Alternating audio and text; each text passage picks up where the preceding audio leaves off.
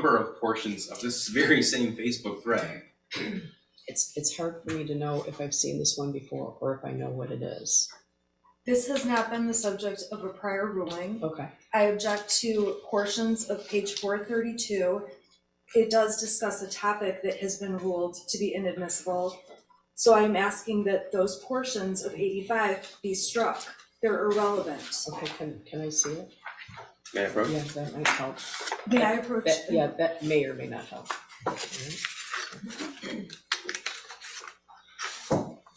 You have 85.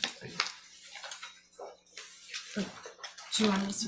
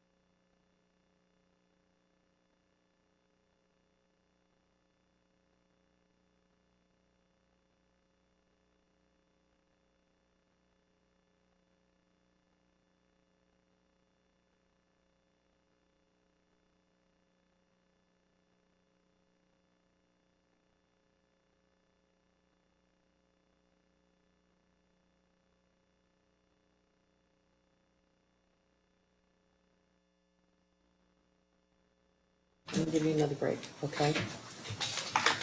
For 5 or 10 minutes. Okay. All rise for the jury.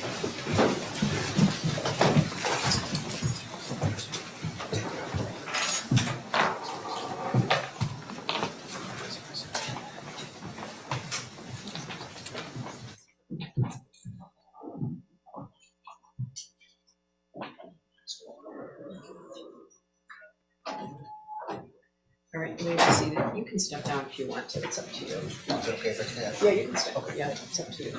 Most people don't want to stay seated there, so. Oh, I'm fine. Thank you. All right.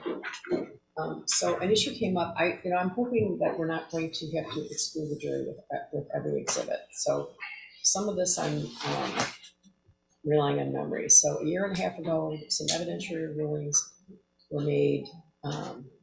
This might be an overgeneralization, indicating that the fact that there was alcohol in the home in and of itself is not relevant, right?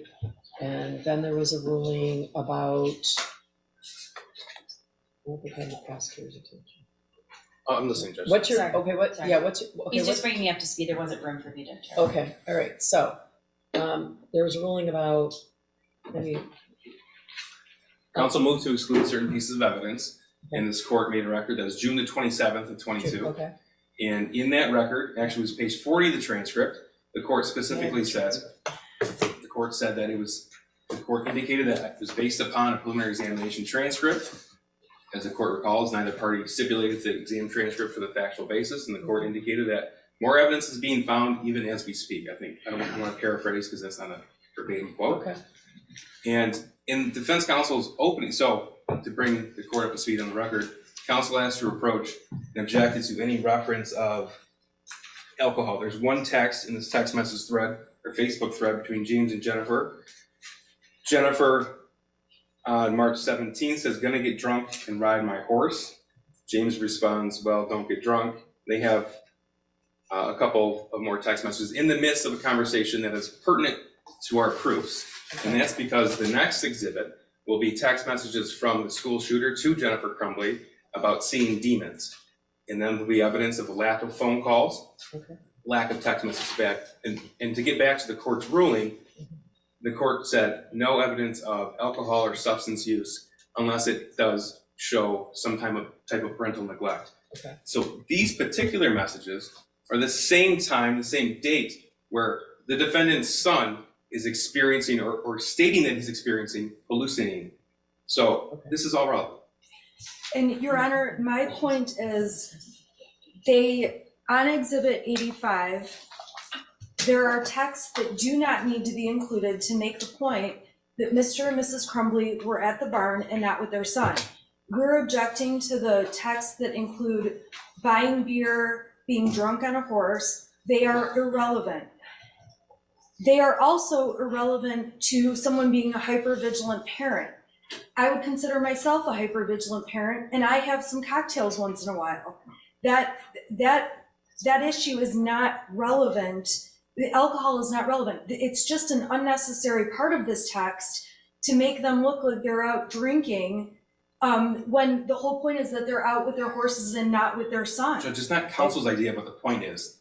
no, it's not just that they're out with their horses and not with their son, and there's no crime, there's obviously no crime committed by people with children having cocktails, and half this room would probably be in jail, but that being said, the issue is whether or not the shooter's texts are being ignored. That's the point of it. Right, Judge. And there is, as an offer of proof, there's substantial evidence that has been excluded that shows the substance use of James and Jennifer Crumbley. Substantial. We're not introducing any of that because of the court's ruling. But directly on point to this, in the midst of a conversation, it is relevant. It's material, it's probative, it's under 401 people we know. Okay, well, am I able to see a specific picture of, because some of it might be, some of it might not be. So I don't want to do this while the jury is waiting. Is there more things like this that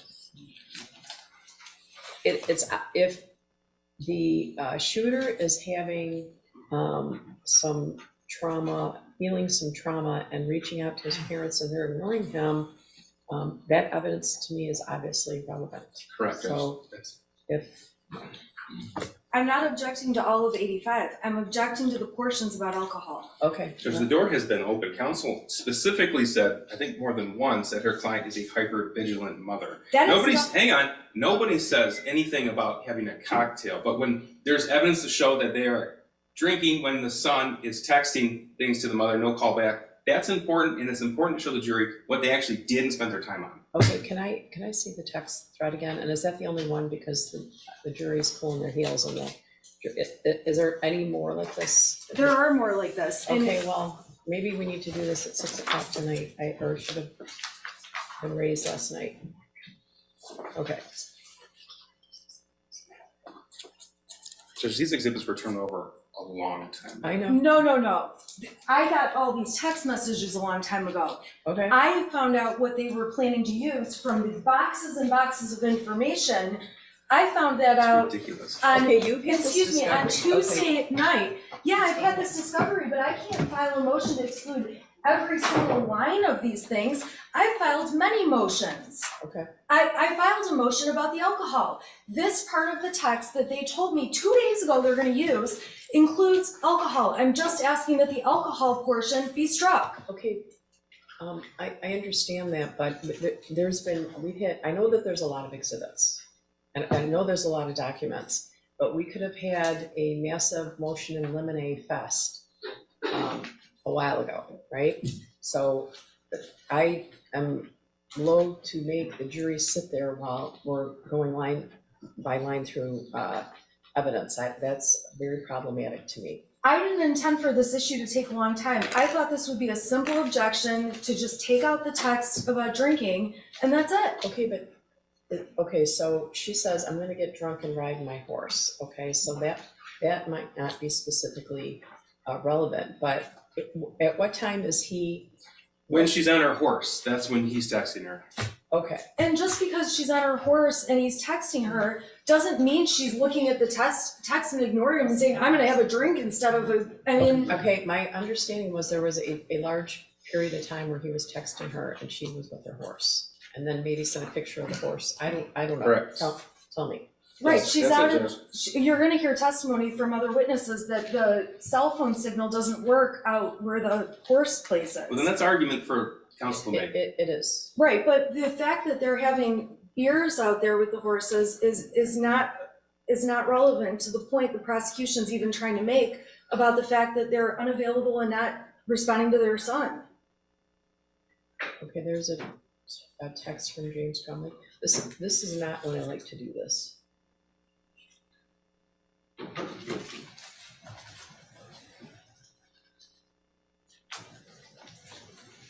Okay.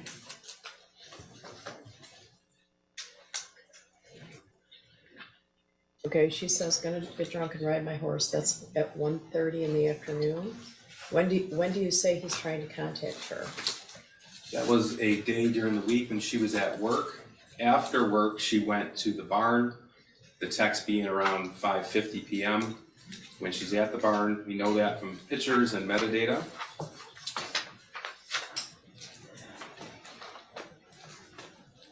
Okay, then cans.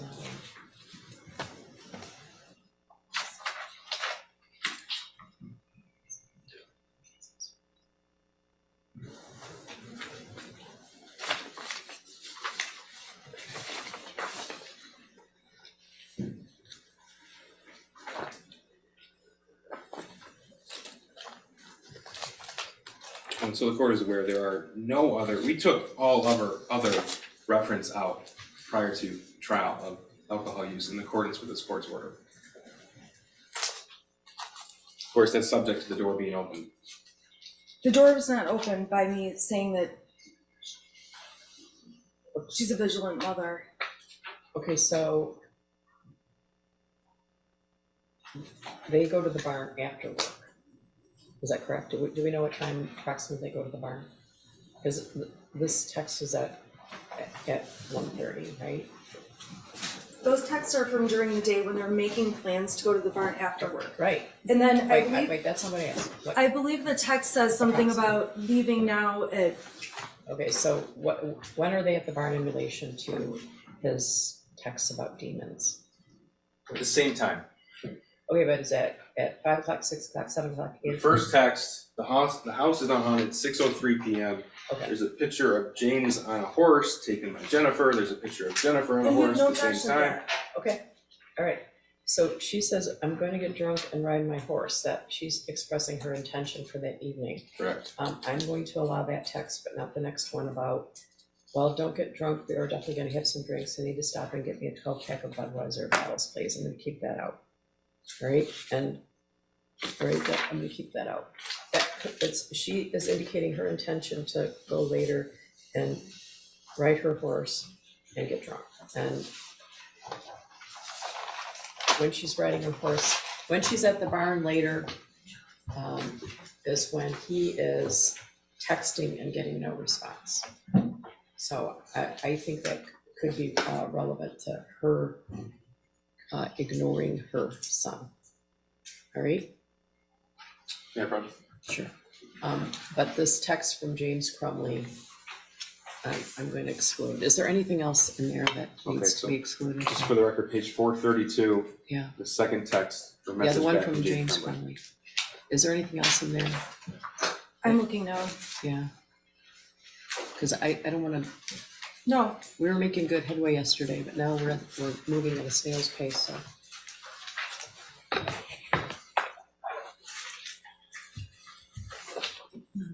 well, Your Honor, there's also a text responding to the one about buying beers. Jennifer just says, okay, but glass is not a good idea. I mean, Yeah, that, you can strike that too, because it's referring to the text above. It's not relevant. so it would just be those two portions. Okay, yeah, can you strike that? I don't know how easy it is to do it up here, but, It'll just take a minute. okay. All right. This one? Are there any other issues such as this? before- I'm looking right now, Your Honor. Okay, well, we shouldn't be looking right now. We don't.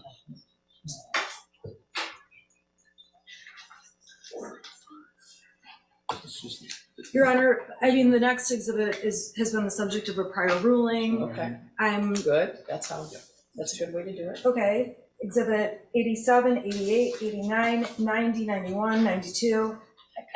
We're trying on the fly Okay. to edit an exhibit Okay, go or ahead. an objection we just got, and now there's the, Okay, I want to find out if there's any looming issues, because we do too. they're gonna because get their 10,000 steps here. We do too. Your Honor, I did not think this objection would be such a process. I simply was asking for like one little part of this to be struck, and Okay, objections during trial are common. This is Okay. just a very simple. all right, but is there anything else coming up that would require the jury to step out? There's photos. Well, I don't know what objections to step photos. I have objections to many photos that are going to be brought in through a different witness, but what are they planning to use? Because I have 450 right now. If I know what's coming, I can tell the court. Okay, well, there's a list of exhibits, and there's coming after that, after the text messages are pictures. It looks like there's pictures of James and Jennifer. And we have no objection to those. Okay, I just want to know if, Your Honor, if I could just say, there's a lot of inquiry as to exactly who we're calling next, which exhibit we're, and this isn't a math formula. We really are changing this organically because we're working. I get it. So we're trying to be cooperative, but things do change. I know, and you're not required to divulge your trial strategy and your order and all that. I just I'm moving a lot of people around, and I just want to know if there's anything else that needs to be handled right now on the record. The only other objections, I believe, with respect to this witness, at least for the next very long time, are objections the court's already ruled on. So, Okay, thank you. okay, so at least we can get through, I mean, this whole page of exhibits with no problem. All right. Okay, perhaps counsel can meet with us after court today to go over the next proposed exhibits, and then we can see what objections. Oh, okay, yeah, it's just because I don't want to take jury time. That sounds great. All right.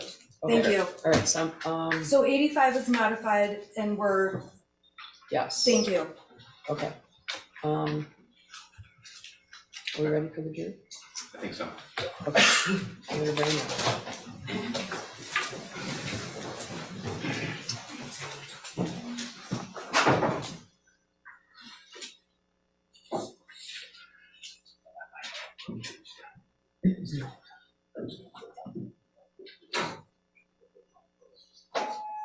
With all, when you say all those, what do you mean?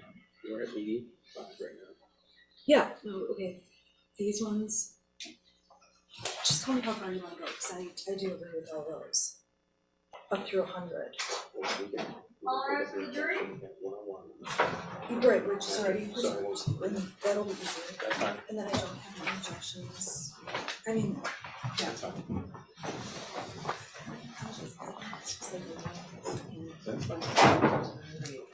Issue. I didn't expect it. Yeah, You may be seated. I apologize, there's a large volume of information, and we want to streamline it for you as much as possible, all right? You're still on your own? Yes, ma'am. Okay, go ahead. Thank you. Okay, we're on exhibit 84, I think. All right. This is between James and Jennifer Crumbley. Again, Jennifer is in blue, James is in green. We'll start at the top because I don't recall where we left off. Does he have his phone from Jennifer, March the 8th? I'm sorry, you said you're on exhibit 84, but I believe it's 85. 84 was admitted. 84 was admitted. Yes, because 85 is March 17th. The 84 was on March 8th. Okay, so you're on 80, I'm on 84, okay, but mine 84 is just, on March 8th, and this one is on March, Yeah, Yeah, this is 84 on the screen. that's 84, yeah. okay, I'm sorry, He went it back. scrolled down, so Yeah. okay, thank you. James responds with yes, but he won't answer while he is walking.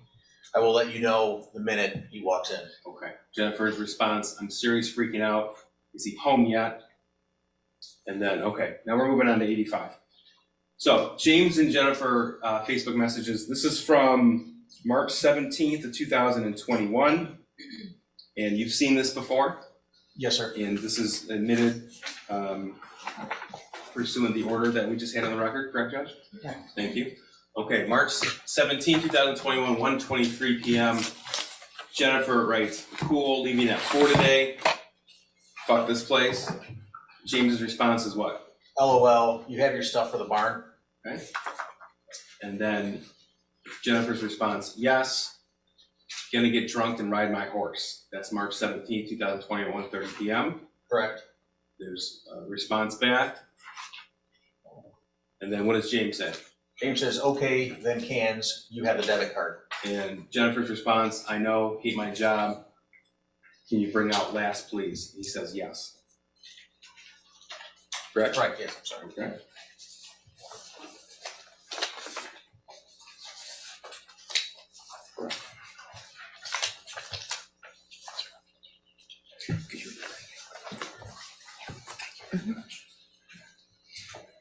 Okay.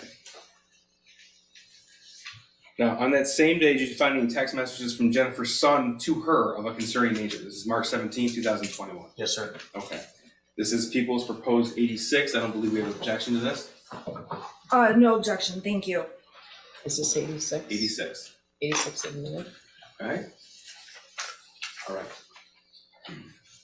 What does Jennifer's son write to her on March 17th, 2021 at 6:03 p.m.? He says, okay, the house is now haunted. And then what? Some weird shit just happens and now I'm scared. Then it follows with, I got some videos. Okay, Your Honor, I apologize. This was previously the subject of a motion. I do object, however, the court has already ruled it's admissible. I'm sorry, I misspoke. Yes, I Okay. have already ruled on this here. Yeah. Okay, Yes, sorry about that. No, that's all right. Okay, please, at the top. And then Ethan says, continues with, and a picture of the demon. It's throwing bowls. The word bowls is in all caps. He then says, I am not joking. It fucked up the kitchen. And the next message after that? He says, I'm just going to be outsider for a while. Can you at least text back? Okay, so that's from 6:03 to 6:29. The last text he at least text back was 6:29 p.m. Correct, yes. Okay. And the next response from the defendant to her son is when? 2 days later, it's 4:11 in the afternoon. Where's your dad? Now this is People's 87 and 88. I don't believe there's an objection to either of these two exhibits. No objection. Okay, 87 is the picture, 88 is the metadata with the picture. So, could you please tell us when and where this picture was taken? It was taken, the GPS similar to the previous ones at a horse barn. He's on a horse. It was taken on March 17th at 6:03 p.m. Okay, 6:03, that's the same time that the text messages regarding the house being haunted and saw a demon? Correct. Okay, and this is actually found on Jennifer Crumbley's phone. That's correct, it was. And who's that a picture of? That's James Crumbley. And that's St. Patrick's Day, correct? Correct. This is exhibit 88 and 89 and 90. 89 is the photograph, 90 is the metadata. And we have no objection to 88, 89, or 90. And this is also St. Can Patrick's. can you move for their admission before you put them on the screen? Yes, sir. Okay, thank you. This is also St. Patrick's Day 2021, is that correct? Correct, same day. And this is an image also on Jennifer Crumbley's phone. Correct. Okay. And when was this taken? On March 17th at 6:03 p.m. Okay. Same location? It appears so, yes. I'm going to move you on to Exhibit 91 and Exhibit 92. I don't believe there's an objection to either of these pieces of evidence. There's no objection. 91 and 92 are admitted. Thank you, Judge. Again, we're still talking about St. Patrick's Day 2021. What time was this picture taken? This was taken at 6:28 in the evening. Okay. And again, is that time and date significant to you as an investigator in this case? Yes, it It's is. also on Jennifer Crumbley's phone. Correct. 91 and 92.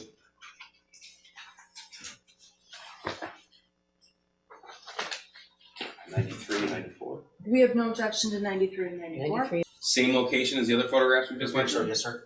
Okay.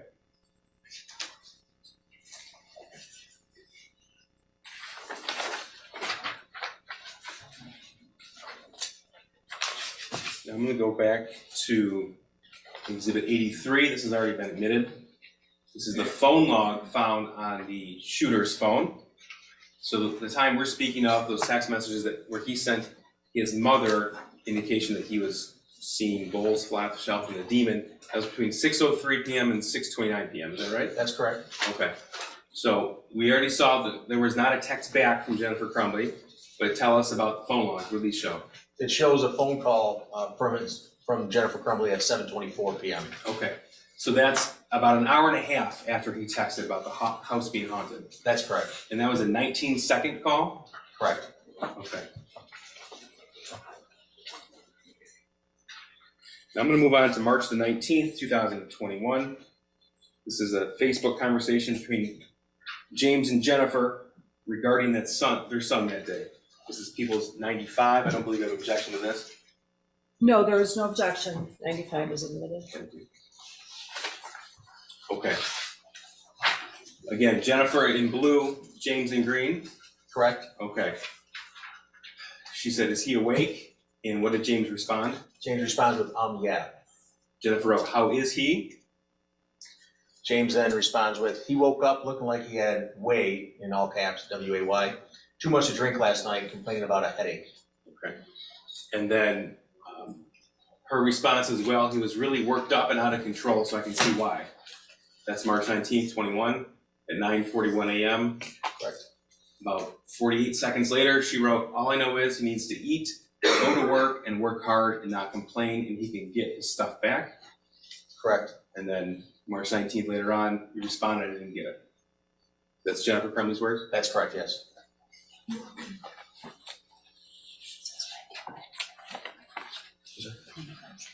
Yes. Because you did have marked 95 down for admission, correct? Yes, that's Thank admitted. you. Okay. Now, the next day, March the 20th, did you find text messages from the school shooter to his mother, the defendant, of a concerning nature from that day? Yes. This is Exhibit 96. I believe this was subject to a previous ruling. No objection, aside from what was already noted. No. 96 is admitted. Thank you. But we're still on 95 on the slide. James wrote, "Jesus, yes." He said, referring to their son, "Let me ask you a question. Why am I in your guy's room, LOL?" And Jennifer's response is what? OMG. Oh my God.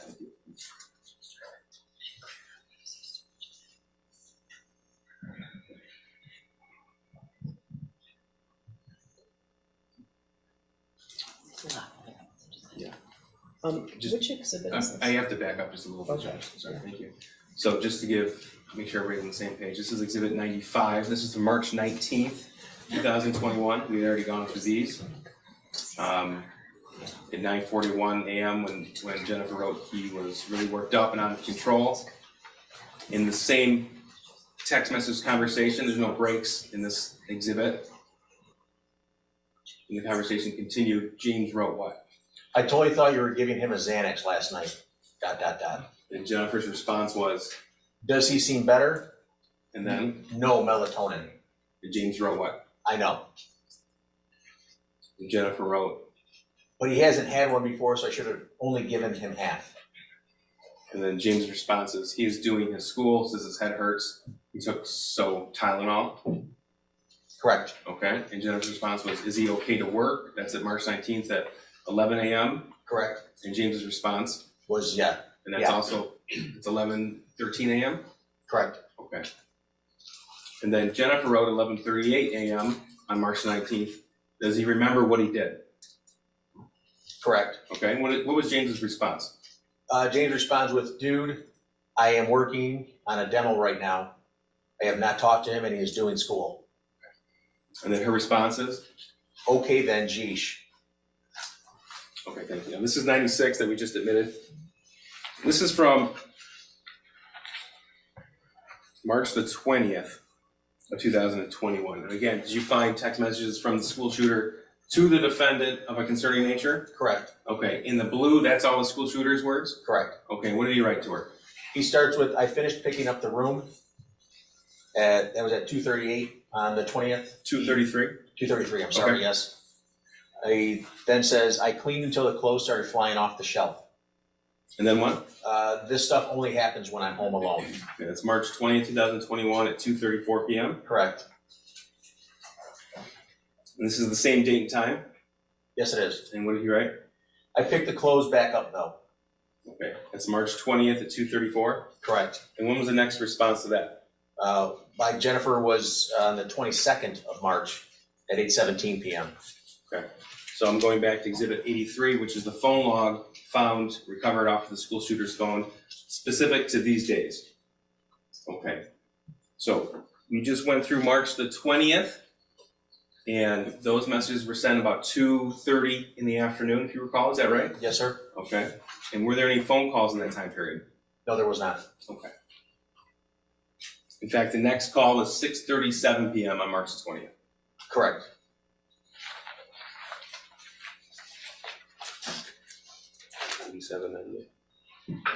No objection. Oh, sorry, you can say the numbers and then I'll say no objection. 97 and 98, Judge, I believe will be admitted. We have no objection. 97 and 98 are admitted. Thank you. So, sir, were you able to tell where James and Jennifer Crumbley were yet again on that day? Yes, sir. Okay. This is 97 and 98. 97 is the photograph, 98 the metadata. This is March 20th, 2021 at 1:51 p.m. Correct. Okay, if you recall, the text messages from the school shooter were sent to his mother about 2:30 in the afternoon. Correct. Okay, so tell us where Jennifer and James Crumbley were at this date and time. They're riding the horses again.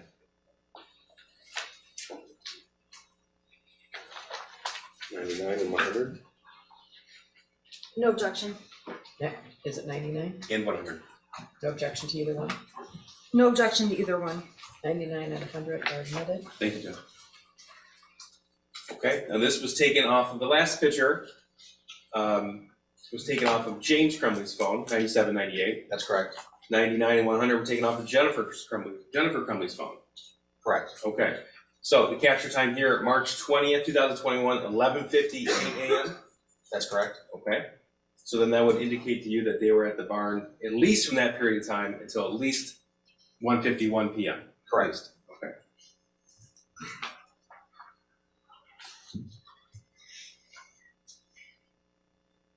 Sir, during the course of your investigation, did you come to learn that the school shooter had only one friend? Yes. And did you also learn that that individual was abruptly taken from the state of Michigan about a month before the shooting occurred? Yes, he was. And did you review the text message thread between the school shooter and that other individual? Yes. Okay. You've looked at the entirety of the phone of the school shooter as well as James and Jennifer Crumbley's phone, is that right? That's correct. If you could give us an idea, the volume of the data found in the text message thread between the school shooter and his friend. There was over 20,000 text messages just between the two people. I've done exams on phones where the combined number of text messages isn't that much. So what's the relative size and data between that particular text message thread and any other thread between the school shooter and anybody else? I think the most text between any other person might have been near 500, just an individual person. I'm going to show you a portion that's been previously admitted by this court of that text message thread from April the 4th of 2021, April the 5th of 2021. That's Exhibit 101. And the court's previously ruled on this. All right. 101's admitted. Thank you, Judge. So we have names redacted. 101 was found on the shooter's phone, is that correct? That's correct. Okay, so in this instance then, the green would be his words, the shooter's words. Correct, yes. Okay. Tell us what he wrote to his friend on April the 4th of 21. The shooter wrote, like, I hear people talking to me and see someone in the distance. And I corrected the spelling of the word distance. It's April 4th at 11:56 p.m. Correct. Okay. Yeah. What else? The shooter said, I actually asked my dad to take me to the doctor yesterday, but he just gave me some pills and told me to, quote, suck it up. And then what? He then says, like, it's at the point that I'm asking to go to the doctor. And then he says, my mom laughed when I told her. So that's April 4th, 2021, 11:57 p.m. His words, my mom laughed when I told her. That's correct.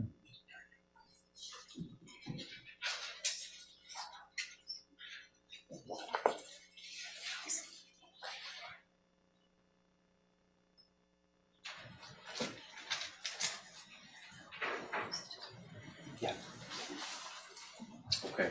Now, April the 5th at 12:06 a.m. So we were looking at a conversation right up until midnight, April the 4th, and now we're in the early morning hours of April the 5th. What did the shooter write? Shooter wrote, but I'm having bad insomnia, RN for right now, and paranoia. And then what? He then says, I need help. And the next slide, or the next text? I was thinking, I calling 911 so I could go to the hospital. And then there's a response from his friend on April the 5th Correct. at 12:12 a.m. And then what did the shooter write? The shooter writes, but then my parents would be really pissed.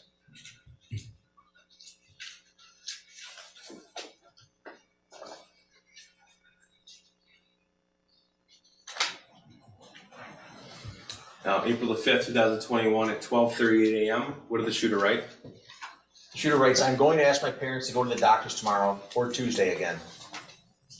Then he says, but this time I'm going to tell them about the voices. Okay. Next text. He then says, like I am mentally and physically dying.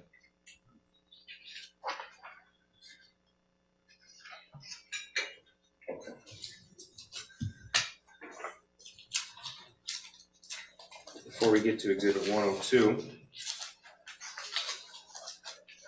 in the course of your forensic examination of James's phone, Jennifer's phone, and the school shooter's phone, you're able to look at certain apps that are installed. Is that right? That's correct. Okay. And did you discover if an app called Life 360 was installed on Jennifer Crumbley's phone? Yes, it was. Okay. And what is Life 360? Life 360, it's a tracking app that friends and family can install on their phone so they can know where they're at. I have it on my phone, and there's a family group, and my kids are on it, and I'm on it, my wife. Did you find that app on James Crumbley's phone? Yes, it was. And through that app, you can see where someone's at and where they've been. Is that right? That's correct. And you look through the school shooter's phone as well, the defendant's son. Correct. Was that app installed on his phone? No, it wasn't. So it was just installed on James's phone and Jennifer's phone. Correct, it was. And that was on April the 5th of 2021. I believe that's when it was installed, yes. That's the same day as these text messages, like I am mentally and physically dying and asking to go to the doctor. Correct. Exhibits 102 and 103. I'm sorry, are these, this is 102 and 103? We have no objection, sorry. 102 and 103 are admitted. I'm sorry, did you say that the date of the installation was April 5th? Is that what you said? Yes, ma'am. So on the screen here, we can see the timestamp, purchase date, April 5th, 2021. That's on Jennifer Crumbley's phone, correct? Correct, yes. Okay. And exhibit 103 on James Crumbley's phone, we have April the 5th, 2021 as well. Correct.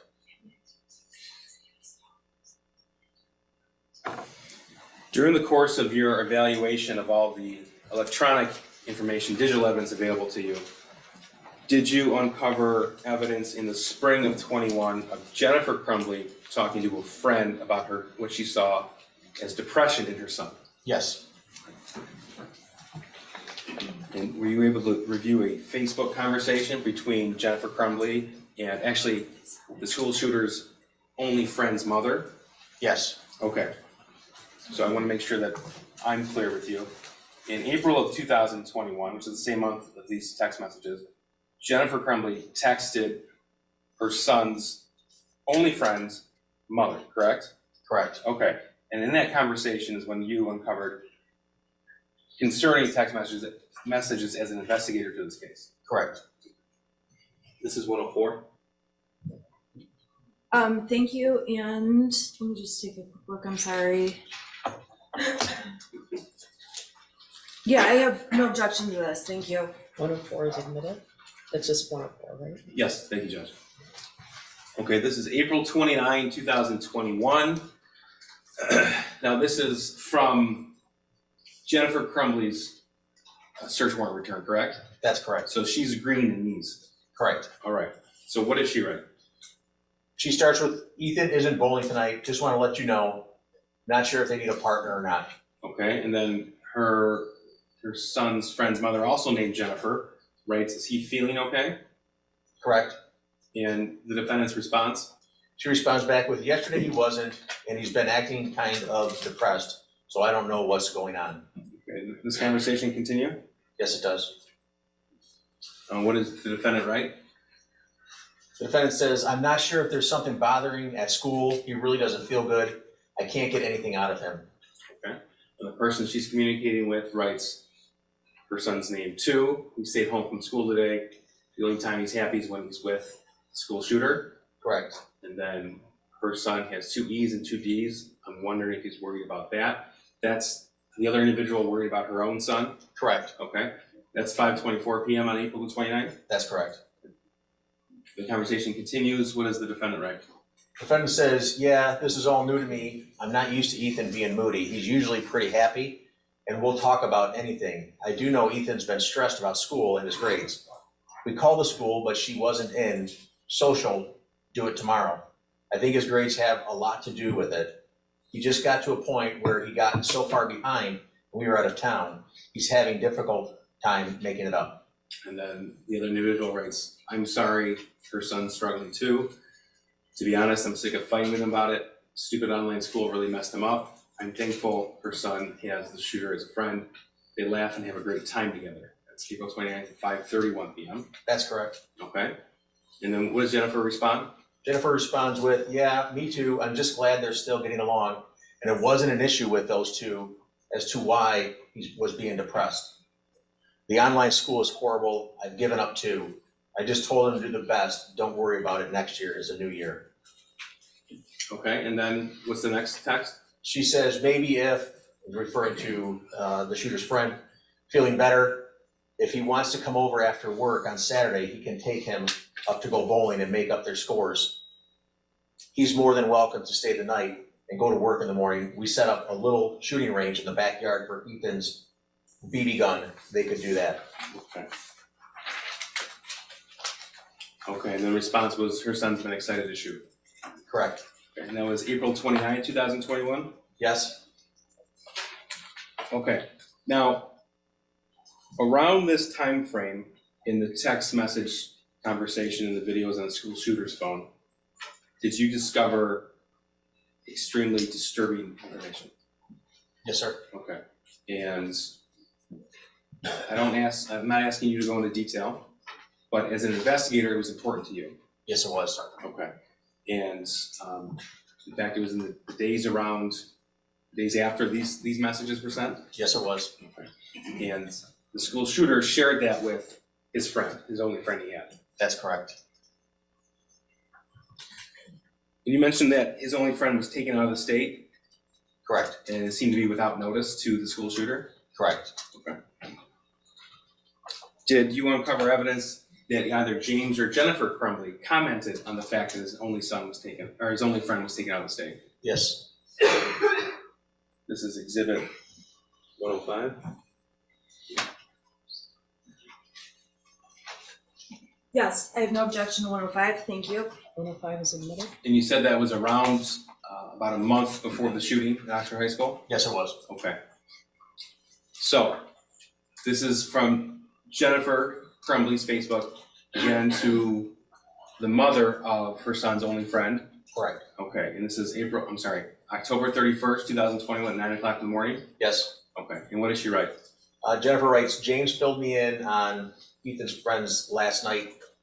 I'm so sorry you guys are having to make such a hard decision. Please let me know if you need anything. Okay, and then November the 3rd, she wrote what? She says, how are you guys all doing? Been thinking of all of you a lot. Okay. And you know from your investigation, this is the time frame when the shooter's friend was taken out of the state. That is correct. Okay, in this conversation, November the 4th, that other individual writes what to Jennifer Crumbley? She writes, hi Jen, we're doing okay. It was the hardest thing I've ever had to do. I worry about him constantly and miss him terribly. I know that he's where he needs to be to get better though. Thanks so much for checking on us. I appreciate you and your family. She's referring to her son, the shooter's friend, was only happy and relaxed with you guys. And in response? Jennifer responds with, please keep us updated. I know Ethan misses him. If you guys need anything at all, please don't hesitate to ask. And that was, again, in November of 2021 before the shooting. Correct on the 4th, yes. Okay. Now I'm going to direct your attention to the days around the shooting and what you were able to obtain as far as a digital footprint of the Crumbley family. Okay. Starting November 26, 2021, is that date significant to you? Yes, it is. Why is that? That was the day the gun was purchased. And we heard yesterday that the gun is in the murder weapon? Yes, sir. Okay. That was a 9mm Sig Sauer handgun? Yes, it was. Okay. That's been admitted in evidence, and we heard it was bought from a firearms store in Oxford. That's correct. Okay.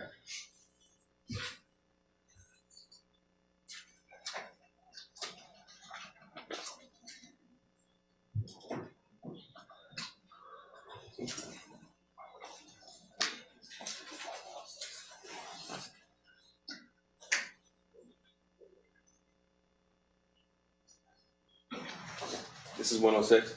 I have no objection to this one. Okay, 106 is admitted. Okay. This is just as an example, what information you can obtain from a search warrant on a Gmail account. That's correct. Okay. And so this is from James Crumbley's Gmail account, November 26, 2021, confirming that he was in fact at that firearms store at 12:08 p.m. Correct. Okay. Now, we talked about obtaining locations from somebody. This is 107. We have no objection. 107 is admitted.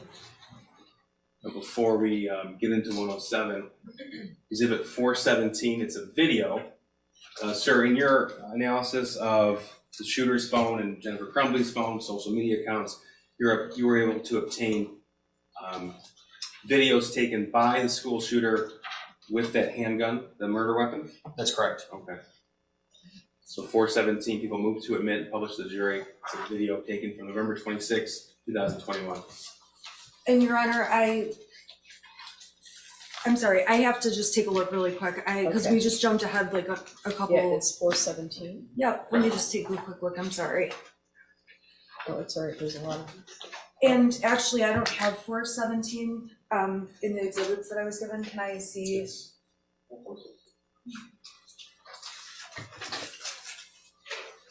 It wasn't on my hard drive that I was given.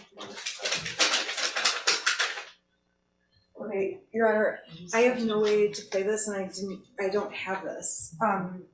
All these Can I exhibits just are- have? I don't know what It's a it very is. short video. It's not on our. I just need to see what the video is. Can we just unplug the computer and can you just show it to me really quick? Is there audio? No. Was it provided to the defense? Yes. It's, It was shown at the preliminary examination as well. Your Honor, I'm sorry, it's not on the exhibits they gave me on the desk, so there's a million videos in this case, and I have no idea which video it is. Okay. I probably have no objection, can I just see what video it is? Sure. Well, I guess I thought for a moment when he said it was played at the preliminary examination, it might refresh your recollection about what it was, but if you can take a quick look, that'd be great. I don't have a flash drive player on here, so can we just turn the screen off for 1 second and just take a quick look? Yeah. And I apologize, I No, it's okay, there's a lot of stuff. I don't want to release the jury because their lunch is not made. I haven't made your lunch. oh, yeah, sorry, I'm sorry. We're having lobster today. Okay, and so this is 417, 417. okay.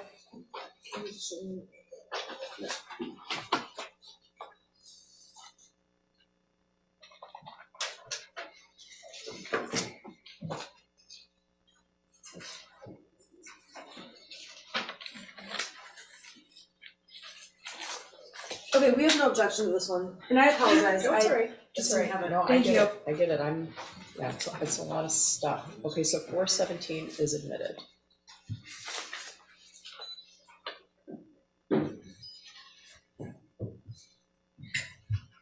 Okay.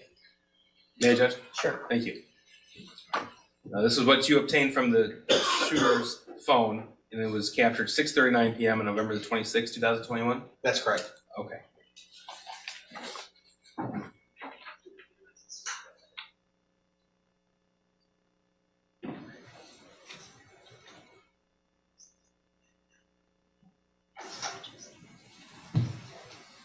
So that video was taken the evening the firearm was purchased, Correct. and that is in fact the murder weapon, the 6-hour 9mm? Yes, sir.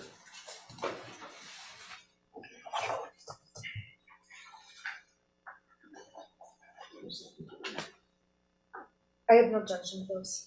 What number is it? 107 and 108, Judge? 107 was previously admitted, 108 is admitted. Thank you. Okay, now, Agent Brandon testified yesterday to much about the evidence regarding the firearm, so I'm going to move you ahead to November 27th, which is the next day, the day after the 6-hour was purchased. Okay. All right. So, all right, 107. This is evidence obtained from James Crumbley's Gmail account, is that right? That's correct. Okay, so you were able to tell what James Crumbley was doing from 8 a.m. to 8:59 p.m. on November 27th, 2021. Correct. Okay, and tell us what was he doing? He was delivering DoorDash. So these dots, these data points are what? What do they signify? Those are the GPS locations that were provided when the location services was turned on from Google. So we know he was out of the house basically the whole day. Correct. Okay. Now 108, we have Jennifer Crumbley's Gmail data points, and from what time period? That's from 2:29 p.m. to 3:32 p.m. Okay, and this is exhibit 108. It shows she's out of the house from about 2:30 to 3:30. Is that right? That's correct. Okay, thank you. Now, the next day is Sunday, November the 28th, 2021.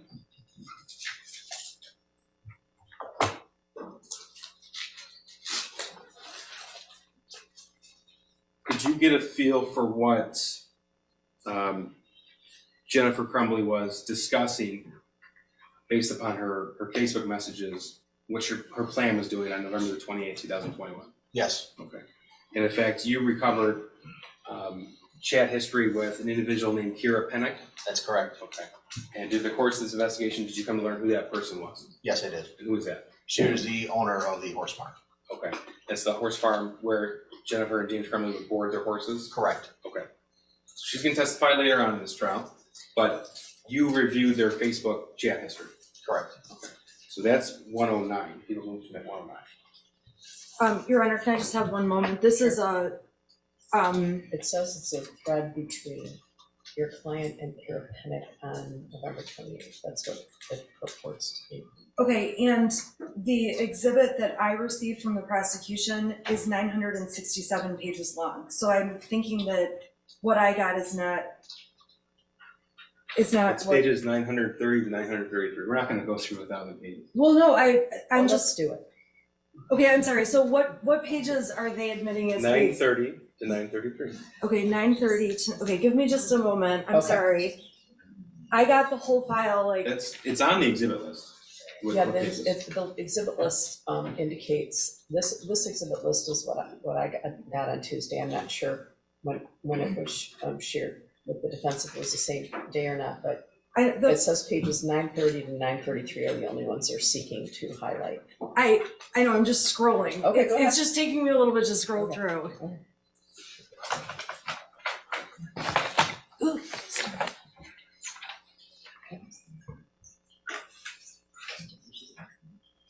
I can't see the pages on this. I need to use my computer. I'm sorry, I'm trying to get to 900. It just takes a little bit to load because it's such a big file.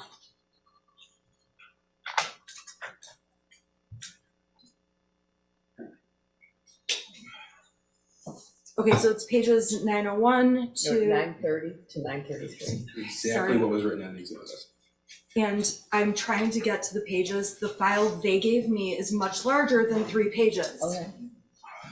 The exhibit On was, every other exhibit, they have narrowed it down, and this one is much bigger. I just need a moment. okay, you're good, you're good. The exhibit list says the pages that they're. I know, but I can't pull it up fast enough because my computer's, I'm trying to go as fast as I can. Okay.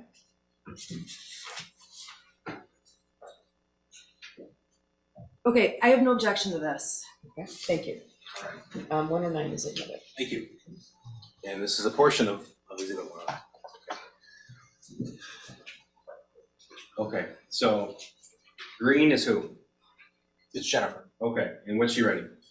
Was his front swollen again? Okay, and then the response?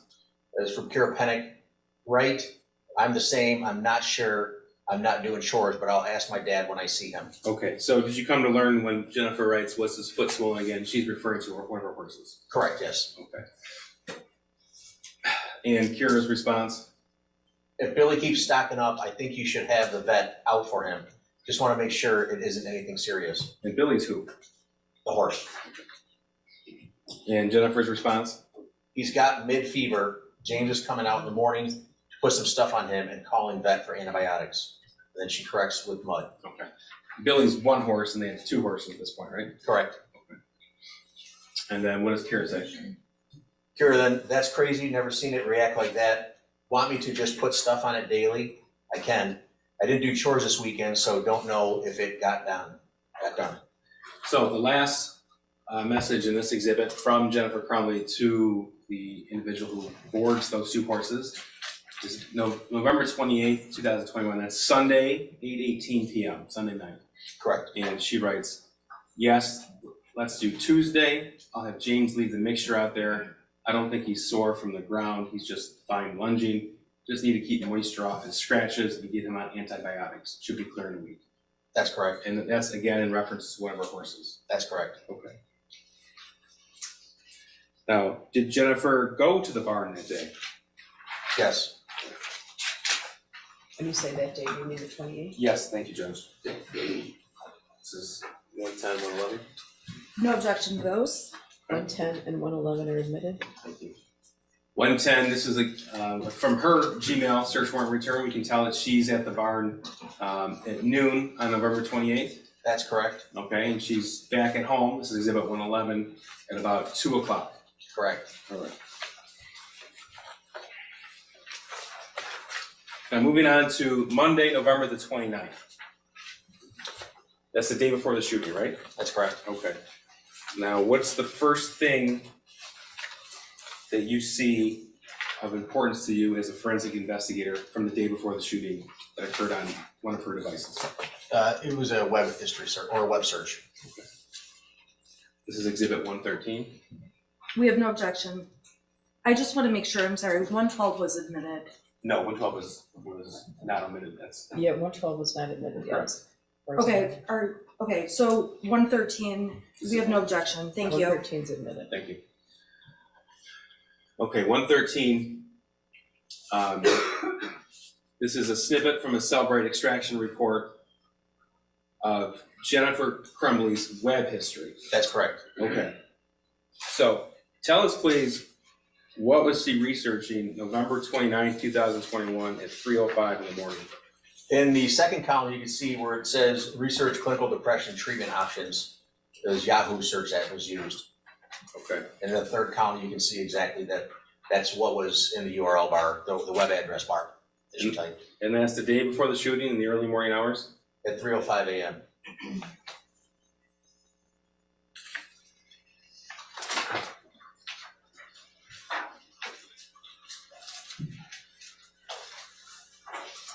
All right, now let's talk about the Facebook conversation between James and Jennifer from later that day, Monday the 29th. This is 1:14. I'm sorry. I have no objection. 114 is admitted. Thank you. Okay. November the 29th, 2021, 8 a.m. Jennifer writes to James, "Are you at the barn?" And then about 40 minutes later, she sends a question mark. Is that right? That's correct. Okay. And then James responds to what? He responds starting with a question mark, working on Billy. Okay. So it appears, at least from this message thread, that he's at the barn with their horse Billy. That's correct. And then he sent a picture. That's correct. Can you tell what that's of? It's horse's legs, it appears. Okay. And what does Jennifer respond to that picture? Do the fronts too. Okay, and this is 9:21 a.m. What does Jennifer say? Jennifer asked, did you call the vet? And then what? Make sure you get back in between his heel bulbs. Okay, and James's response to that? He responds with, I did, and then fronts too. And that's at 9:34 a.m. on November the 29th. That's correct. At 9:35, what does James say? He texts, what exactly should I tell vet? Type out for me, leaving barn now. Okay. And then Jennifer responds, Billy looks to have scratches / mud fever. He's starting to stock up on all fours and concerned about infection. He's not lame, sensitive to the touch, and they go down when he moves. Is there an antibiotic I can get him on? We just put Desinton and antibacterial on his legs today. That's November 29th, 9:41 a.m. Is that right? That's correct. Okay. And then she sends a message to him. Correct. And what does she say? She says, was he stocked up this morning? And then James's response? James responds with, he was stocked up more in the back than in the front. In fact, the front didn't really look stocked up at all. So I launched them for a few minutes before I put the stuff on it. And it took the swelling down a little bit, but I got the cream all over, in between his heel bulbs and stuff like that. I'll call the vet here in a minute. Okay. Now, sir, it's been a little tedious going through all of the messages regarding the horses. Give us an idea, because you're the one who actually extracted that information from Facebook. You reviewed it. How often will they show concern over their horses? Quite often. Okay. Okay, and Jennifer's response, this is the same conversation, November 29th at 9:58 a.m. She responds with, it made sense, LOL. Okay, and then James responds more about the horse, is that right? That's correct. Okay. And Jennifer responds to that message, Yes, she did. and that's at 10:15 a.m. Correct. Okay. Now, this same day, same time period, did you uncover evidence that someone from Oxford High School left a message for Jennifer Crumbley? Yes, correct. Okay. And in fact, that was at 9:41 a.m. That's correct. Okay, so that was in the midst of the Facebook conversation between James and Jennifer about their horse. Correct. Okay. And were you able to obtain that voicemail from Jennifer Crumbley's phone records? Yes. People move to admit 115.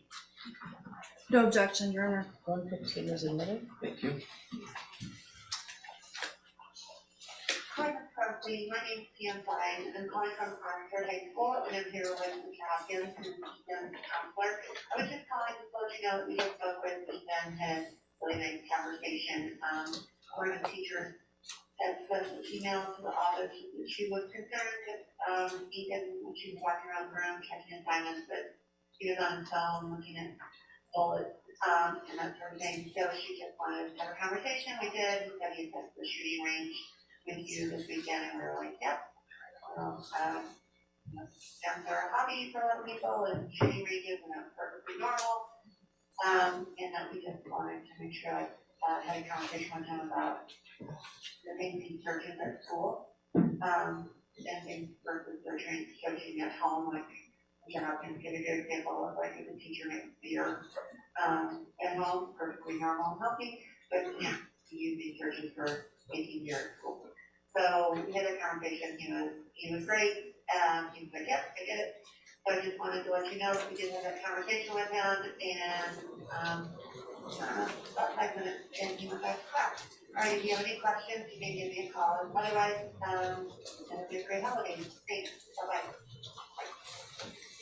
Okay, that was the day before the shooting at 9:41 a.m. Correct. Okay, did Jennifer Crumbley access that voicemail?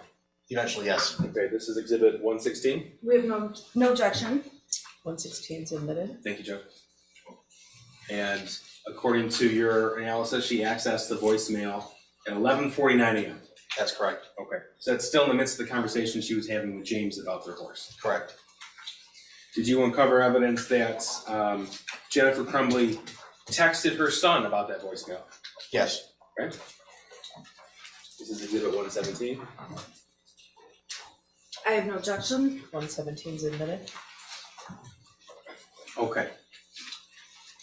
Now, owner Green, this is Jennifer because it's from her phone. Is that right? Correct. Okay, and in fact, you were able to take the whole text message conversation that existed between between Jennifer Crumbley and her son. Is that right? And if it were to be printed out, it'd be over 200 pages or so. Is that right? Sounds about right, yes. Okay. So I'm going to show you portions from November 29th, and we'll refer back to this. So November 29th at 11:53 a.m., this is a few minutes after she listened to the voicemail. What did she write to her son? She says, seriously, 2 question marks, looking up bullets in school, question mark, question mark. And he writes back, what? And then, oh yeah? Correct. And then he wrote what? I already went to the office for that. It was in first hour. All I did was look up a certain caliber at the end of class because I was curious. It was on my phone. Okay, that's 11:53 a.m., November 29th. 11:54. 11:54, thank you. And then what did he write? Completely harmless. Teachers just have no privacy. They said I'm all good. Okay. And then the next message? The shooter continues, I understood why. They talked to me and they said, that is, I'm good. Okay, and then he wrote, this is nothing I should get into trouble. This is nothing I should get in trouble about. He Correct. wrote that to the defendant at 11:55 a.m. That's correct. And what was her response to that? You're not. They left me a voicemail with a hand over face emoji twice. Okay. And then what did she say? She then says, did you at least show them a pic of your new gun? So she wrote at 12:14 p.m., did you at least show them a pic of your new gun? Correct. And his response? No, I didn't show them the pic. My God. And then what? I only told them I went to the range with you on Saturday. Okay. It was, I only told them I went to the range with you on Saturday. Correct. Okay. And then what did he say? It was a harmless act. Go ahead. I have this bullet cartridge in my room that I didn't what kind of bullet it was, and it said it was a 22. So at the end of first hour, I just looked up different types of 22 bullets. And I guess the teachers can't get their eyes off my screen, SMH. And then what did Jennifer respond to that? She responds with, LOL, I'm period, not mad. You're not, you have to learn, not period, to period, get caught, period.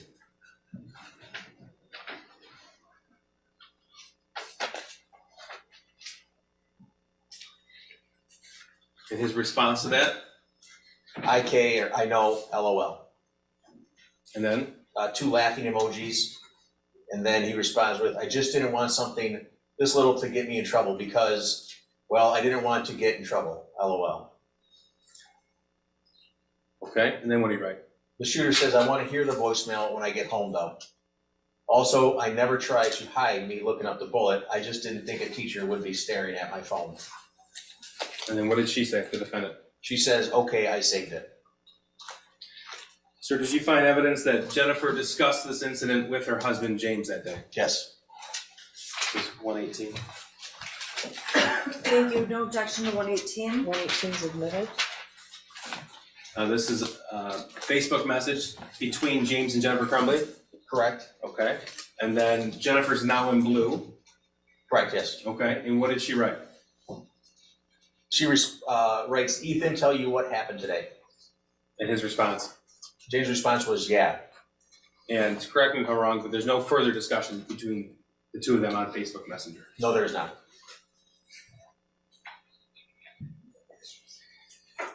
Now, sir, I want to take you back to the day of the shooting, November the 30th, 2021. And what we'll do is go step by step with what you were able to discern from your available sources of information. Okay? All right. Exhibit 119. Well, first of all, we already talked about how you were the individual who went through all the surveillance video. Correct. And it was your responsibility to put together that timeline. Correct. And did you also put together the timeline when the school shooter was dropped off at school? Yes, Okay. And he was dropped off at 7:46 a.m. on November the 30th? that's correct. Any objection to this? No objection. 119 is admitted.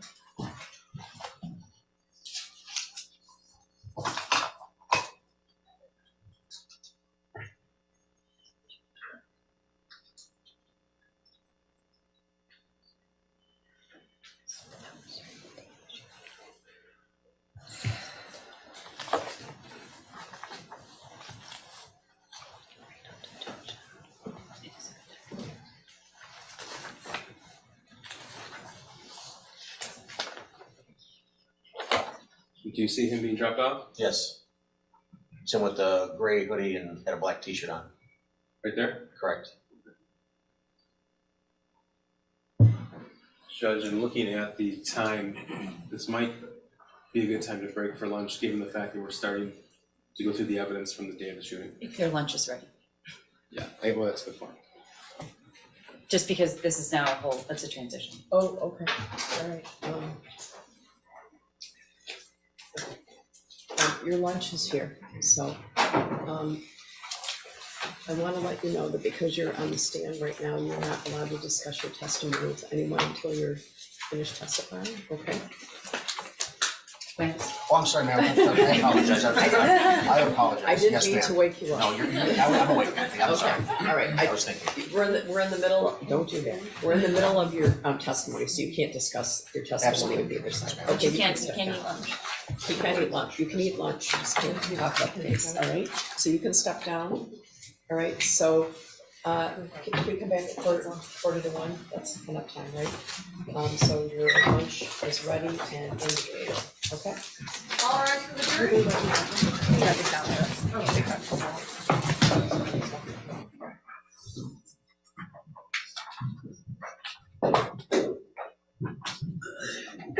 I thought you were dismissing the first name, I'm sorry. No, it's all right, it's all right.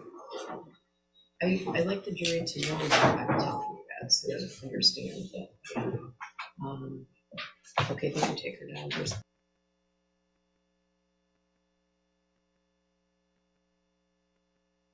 Recording stopped.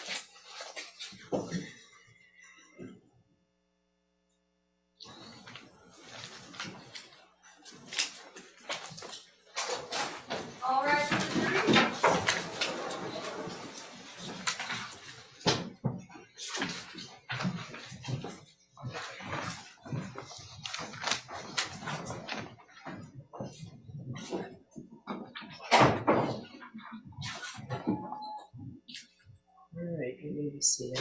Recording in progress. And you are still there, okay? Go ahead. Thank you. Okay. I'm going to now direct your attention to Exhibit 119. We spent a lot of time, I'm sorry, Judge, just for the record, so the jury knows, we have paralegal Natalie Nell at table to help with the exhibits. Okay. Because once again, he does not trust me with the clicker. I understand. This is true. Sir, we spent some time talking about the background of the Crumbley house. So we're going to talk now about November the 30th, 2021. You stated that you were able to put together a sort of digital footprint from that day.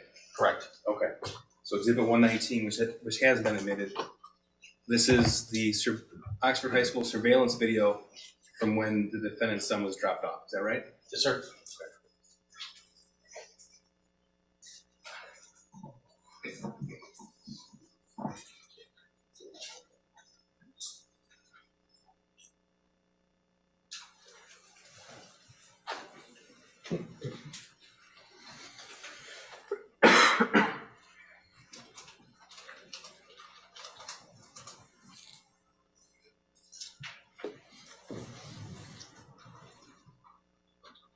Were you able to determine that he was dropped off by James Crumbley at 7:46 a.m.? That's correct. Okay.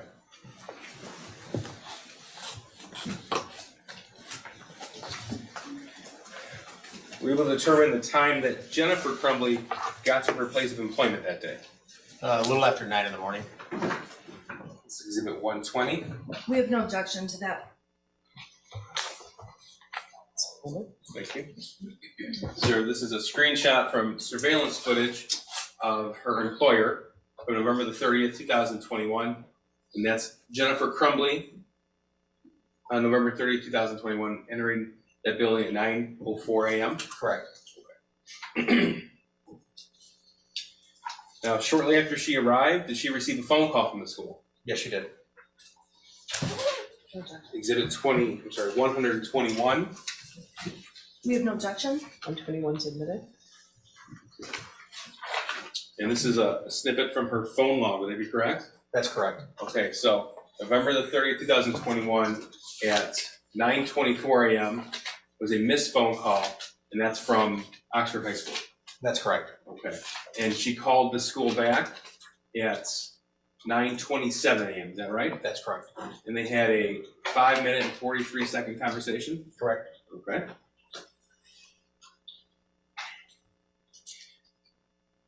Now, did she receive a text shortly after that phone call? Yes. Right, this is Exhibit 122 and 123. I have no objection to 122 or 123. 122 and 123 are admitted. So 122, this is a text message found on her phone from an individual. It ended up being her son's school counselor at Oxford. Correct. Okay, and this is a picture of what we'll call an altered math worksheet at 9:31 a.m. Correct.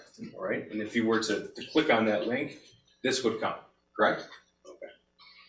And then she also received an email with the original math worksheet. That's correct. All right, this is Exhibit 124. No objection. In this email, 124 is admitted. thank you. That was shortly thereafter. And the image in the email was in fact Exhibit 74, which was the math worksheet that her son created on November the 30th. Correct. Okay. So she had this information about 9:30 in the morning on November the 30th. Correct. Okay.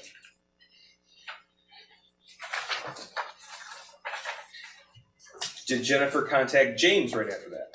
Yes, you did. No objection. 125 is admitted.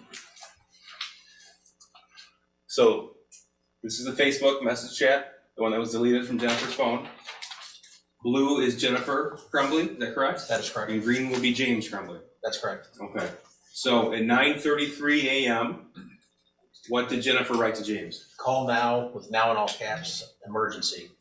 And then she texted again less than 2 minutes later, emergency. Okay. And she sent these two pictures, both the original and the altered worksheet to James? That's correct. And this is at 9:38 a.m.? Correct. What was James's response at 9:44? James responded with, "My God, WTF." What is it? WTF, what the fuck? Right. Excuse me. Then responded, "Vet not here yet. It's McElmurray for Kira's horse, still waiting on vet." And we already talked about that they were concerned over one of their horses' medical issues. Correct. Okay. And what was Jennifer's response at 9:50? She responded, "He said he was distraught about last night." And James's response to that? We talked about it this morning. And And then he asked her, "You talked to him?" okay, and that's 9:51. And what was Jennifer's response? 6 minutes later, she texted, "Can you call?"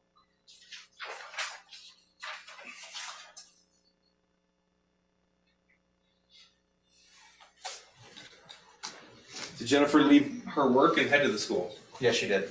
Okay.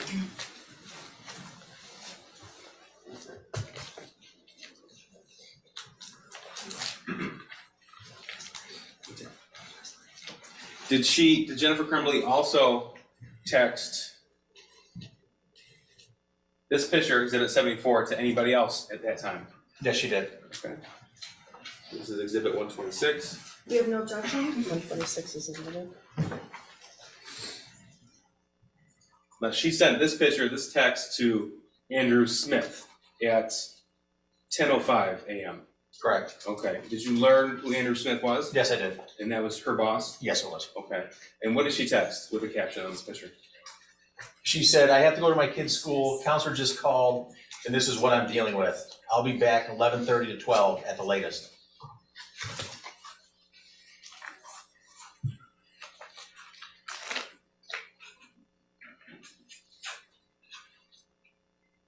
And did she leave her employment?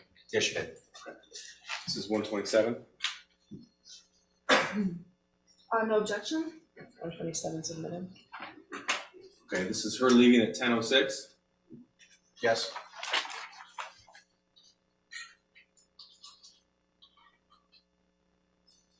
I want to go back to Exhibit 125 briefly. Skipped over it. She wrote, "Can you call at 9:57?" And then what did she write? She wrote, "Heading to his school. I'm very concerned." Okay. So at 10:04, she wrote, "Heading to his school, and I'm very concerned." At 10:05, she sent that picture right here to Mr. Smith. Correct.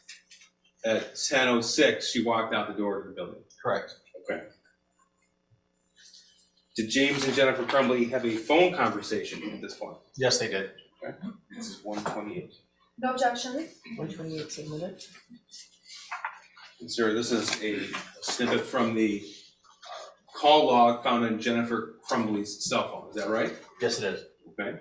So, well, first she got a phone call from the school. This is a phone call to the school counselor at 10:07 a.m. That's correct. And it's a 40-second call. That's correct. Okay. And so that was Exhibit 121, not 128. I'm sorry, you said 121? It's 121. 121, Okay, and Your It's part of Honor, the call log. 121 is previously admitted. I would just ask that the witness answer questions instead of the prosecutor stating essentially all the information as he goes along, Okay, so I guess it's the objection's leading. leading. I'll rephrase. All right. All right, 128. No objection? Did James and Jennifer have a phone conversation after this? Yes, they did. Well, first, this is part of Exhibit 125. What time is this? This is at 10:12, Okay, and then what did she write? heading to his school. Here's Exhibit 128 from James Crumbley's call log. What is this? It's a call to Jennifer at 10:29 a.m. Okay. So at 10:29 a.m., they have a 7-minute and 16-second phone conversation. That's correct.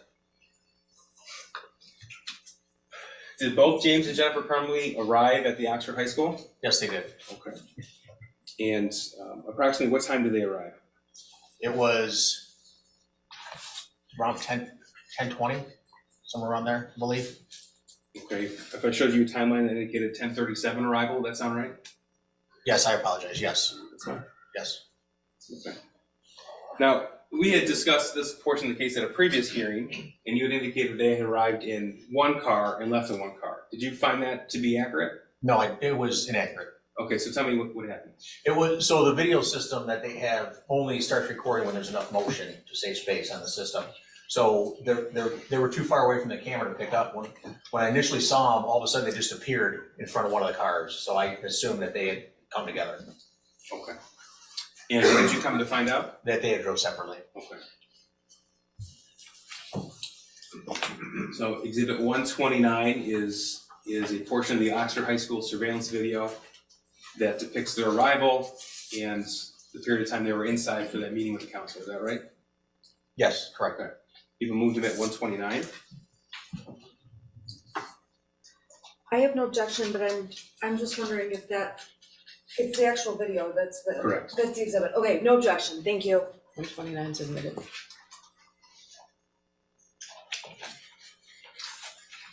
So there's a timestamp at the bottom. I want to make sure we see this. 10:36 a.m. and this is November 30th, 2021. That's correct. Okay.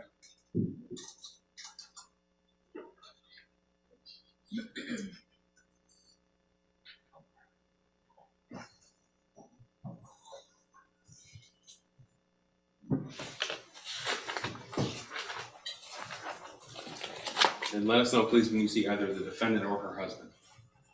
The one vehicle was already backed in, and then there they are walking up.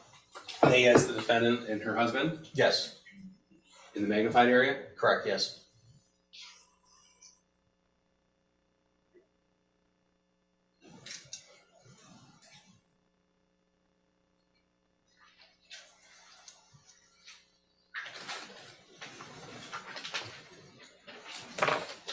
What's this portion of the video depict?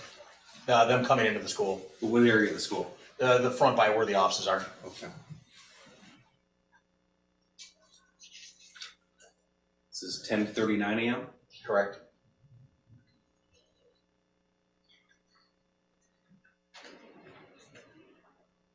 What portion of the school is this? Looks like the front office of the school.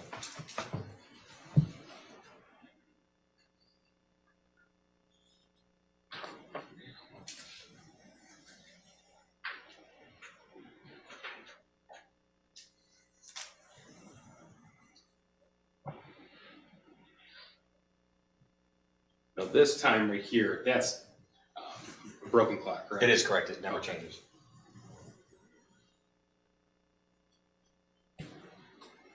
So this is 10:40 a.m. Correct. The counseling office. I'm sorry? They're in the counseling office. Sorry.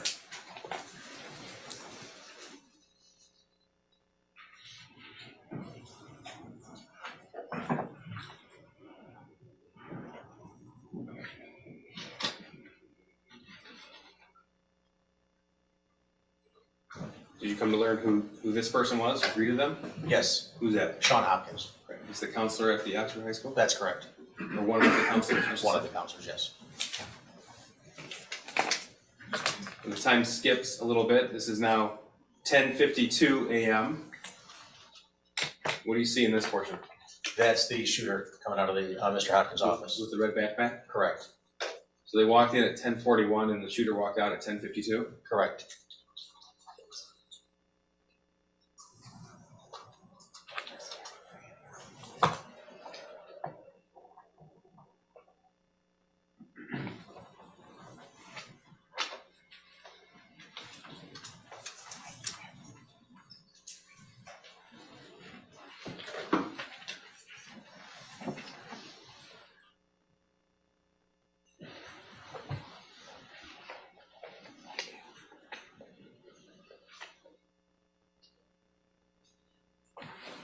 This is 10:53.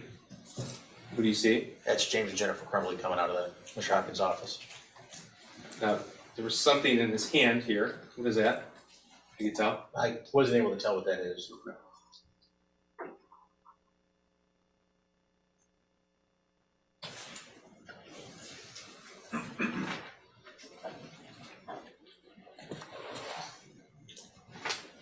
Okay, Jennifer Crumbley has a piece of paper in her hand. Yes, she does. Did she have that walking into the counselor's office? No, she did not. And then right there, she handed that piece of paper to James Crumbley. Correct.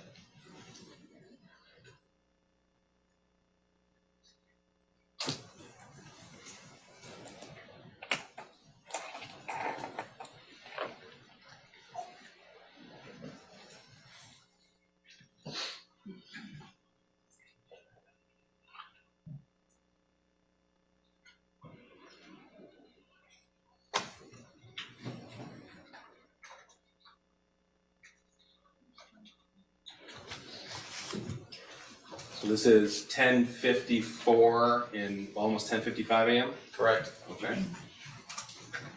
Can you see James and Jennifer Crumbley at the top of the screen walking Yes, the cars? yeah, they're at the top of the screen coming Okay. from school. Thank you.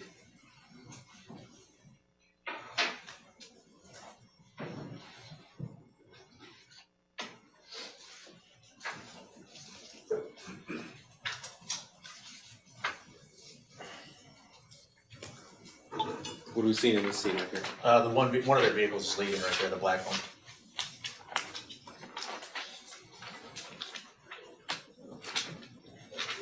And then that third row on the far right, the other car should be leaving shortly now.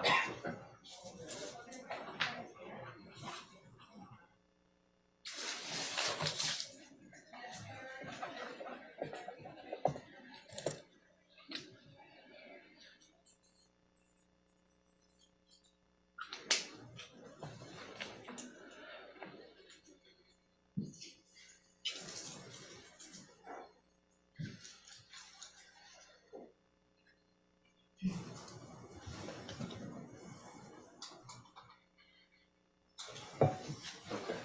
This is one of the Crumbley vehicles? Yes, it is. Correct. And this is 10:57, about 10:58? Correct. Okay.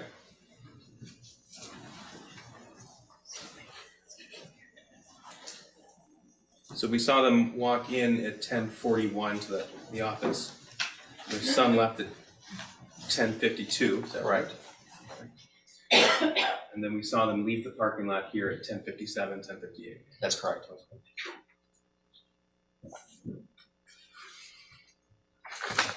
So how long total, if you know, were they in the counselor's office? It was about 12 minutes.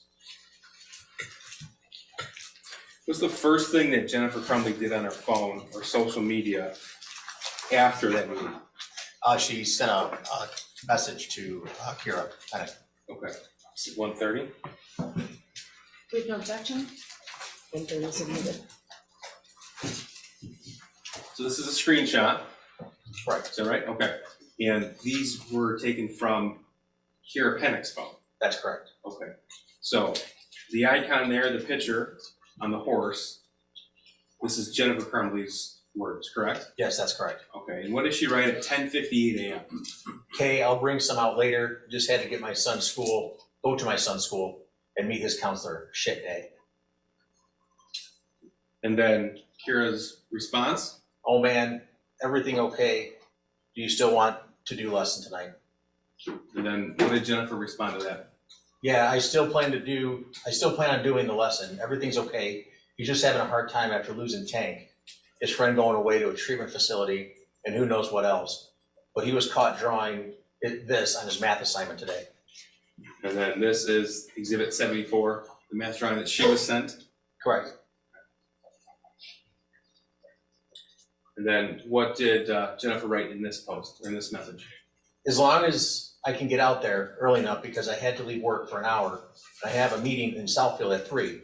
I should be done with that by 4. I plan on being there. Plus the vet said it's better for him to move around to keep his circulation going while he's dealing with mud fever. Good times. She's talking about her horse, right? Correct. So when she said, I had to leave work for an hour, she's talking about when the school called her for the meeting. That's correct. And what was the response at 1:26 a.m.? I'm sorry, if you can read that. It's Kira responded with OMG, oh my God, he needs some horse therapy. I bet he, then it cuts off. Okay, that's fine. The rest of these will be in through Kira later on. What's the first thing that James does when he leaves the meeting? Starts door dashing. This is 1:31. No objection? 131's admitted. 1:31. So what are we looking at right here? That was a response from a search warrant served to DoorDash. Okay. So we have not just the 30th, but we also have the 29th. I'm gonna direct you to the first DoorDash pickup, November 30th, 21 at 11 a.m. Is that right? That's correct, that's when he checks in. Okay. So that was about 4 minutes or so, 3 minutes after he left the parking lot? That's correct. And Jennifer's text to Kira was about 2 minutes after she left That's the parking lot?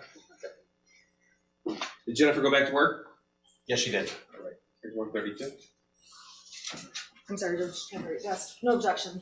132 is admitted. Thank you. And this is what? Her re-entering her place of employment at 11:24 a.m.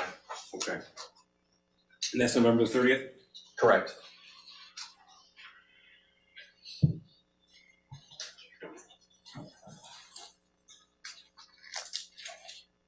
Going back to exhibit 130. First, what's the next thing she does, either on her phone or social media accounts after 11:24? I'm sorry. If you recall, what's the first thing that she does after 11:24 on either her phone or social media account? I don't recall. Well, that's fine. We have exhibit 130 already admitted. So 11:26 a.m. Correct. Okay. So you read the very top line of that OMG needs horse therapy. Correct. This is 11:26 a.m. So she received this 2 minutes after she walked in the door at her employment. Correct, yes. Okay. Thank you. Go ahead and read that. Says, OMG, he needs some horse therapy. I bet he would love Mo. Whatever works for you, just let me know. I only have Bella's lesson tonight at 5:30, so anytime after her lesson is fine. And what did Jennifer Crumbley write back? Jennifer responds with, okay, yeah, well, he'll be coming with me tonight. James is working, he can't be left alone. From the context of this conversation, did you take it that he was referring to her son? Yes, correct. And what did Kira write in response? Does he want to ride? And her response? Jennifer responded, I don't know. Maybe brush a small horse so he's not intimidated, LOL. And then Kira? Kira responds with, Mo would be perfect. And then Jennifer responds with, okay. Okay. Kira then goes on to say, make it a family event. Coming out to the barn, really though, I've seen some amazing things done with horses, with kids. Thank you. Now, did Jennifer Crumbley text her son after that school meeting? Yes, she did. This is 133. I'm sorry, sorry. I have no objection, I'm sorry. 133 is admitted. Thank you. Now, this is the same text thread that we referred to earlier, found on Jennifer Crumbley's phone between, this was on the shooter's phone. I'm sorry, Jennifer Crumbley's phone, Yes, the entire text thread. correct, yes. Thank you. Okay. Green is Jennifer Crumbley, blue is her son. Correct. Okay. Tell us what she wrote to him at 12:21 p.m. on November the 30th. She asked, you okay? And then he responds shortly after that, yeah, I just got back from lunch. Okay. And what did she say? About 60 minutes later, she says, you know you can talk to us and we won't judge. And his response to that at 12:42 p.m. At 12:42, he says, I care, I know, thank you, I'm sorry for that, I love you. Now, we'll introduce the rest of the thread. Did she respond to that? No, not immediately, no. When did she respond to it? After the shooting started, After the shooting was made public? yes. How many minutes later, if you know? Over a half an hour. Now, you're the investigator who pulled the footage, you reviewed the footage, and you know the timeline of the shooting, the day of the event. Correct. Okay. And so at 12:42 p.m., you know that was a few minutes before the shooter went into the boys' bathroom outside of classroom 258, and began to load his firearm. That's correct. And he emerged at 12:51 p.m. That's correct. Now, what's the first relevant event in either James or Jennifer's phone or email or social media accounts after 12:42 p.m.? An alert was sent to, an email was sent to James's phone. It was high school. This is 134. No objection. 134 is admitted. Thank you. This is an email from Oxford Community Schools sent to James Crumbley's email address at 1:09 p.m. Correct. And that's, to your knowledge, the active shooter alert that went out to all parents in the district? That's correct.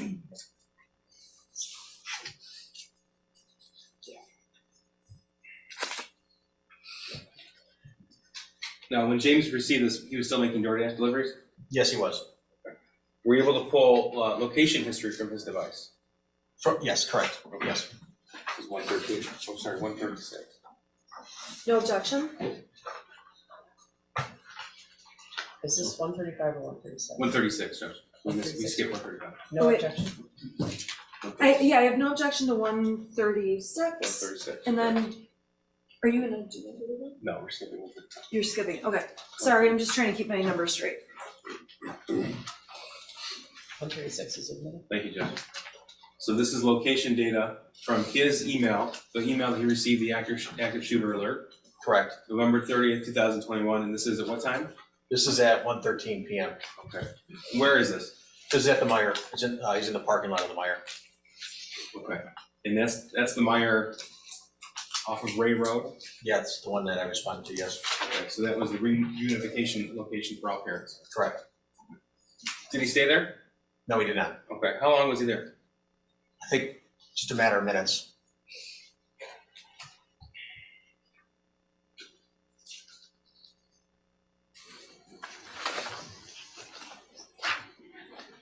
Did he call Jennifer? Yes, he did. This is exhibit 137. No objection? 137 is admitted. This is a portion of the phone call from James Crumbley's cell phone download. November 30, 2021 at 1:15 p.m. He called Jennifer Crumbley. That's correct. Okay. And that was how long phone call? Just less than a minute. And based upon your analysis of his GPS locations, where was he at when he made the phone call? He was still in the Meyer lot, I believe. Still in Mark. Okay.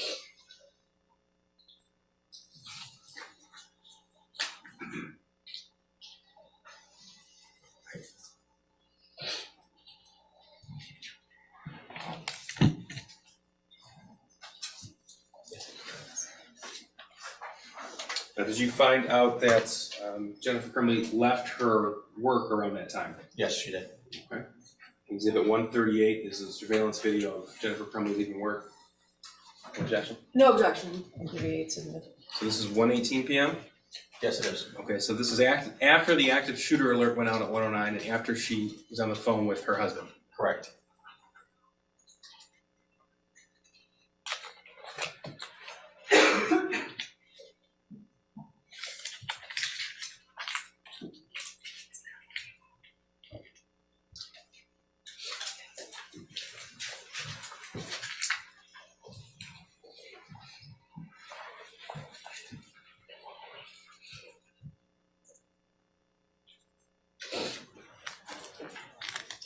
Thank you.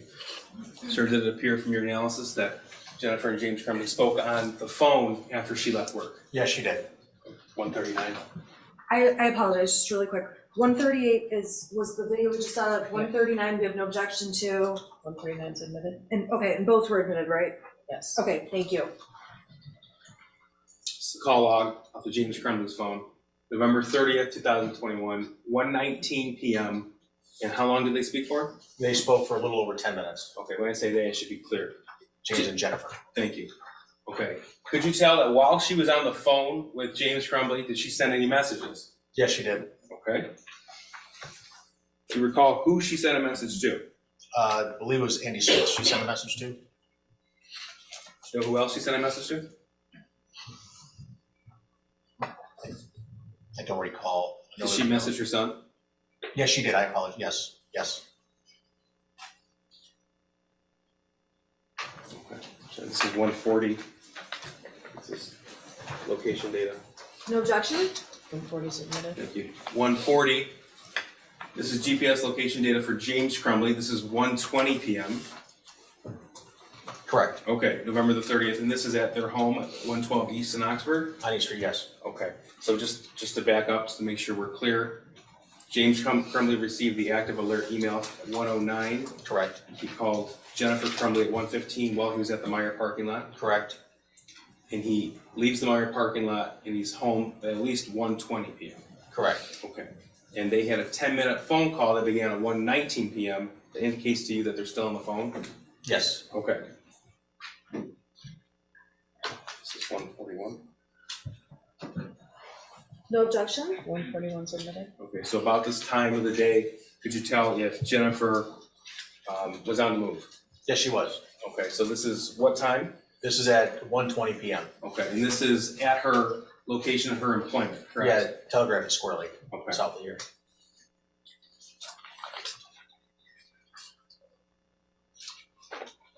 This is 142. No objection? 142 is submitted. So you said that while she was on the phone with her husband, she texted her son? Yes, she did. This is 142. Okay, I'm sorry, hang on. Let me just pull it up real quick, I'm so sorry. Okay, sorry, thank you. Sorry, thank you. November 30th, 2021 at 1:18 p.m. Did she respond to the message that he sent her at 12:42? Yes. What did she write? She said, "I love you too." Then says, immediately after that, "You okay?" Then 4 minutes later, she says, "Ethan, don't do it." That was at 1:22 p.m. Yes, it was. That was after James Crumbley was at their home, 112 East in Oxford. That's correct. That's while she was on the phone with him. Correct.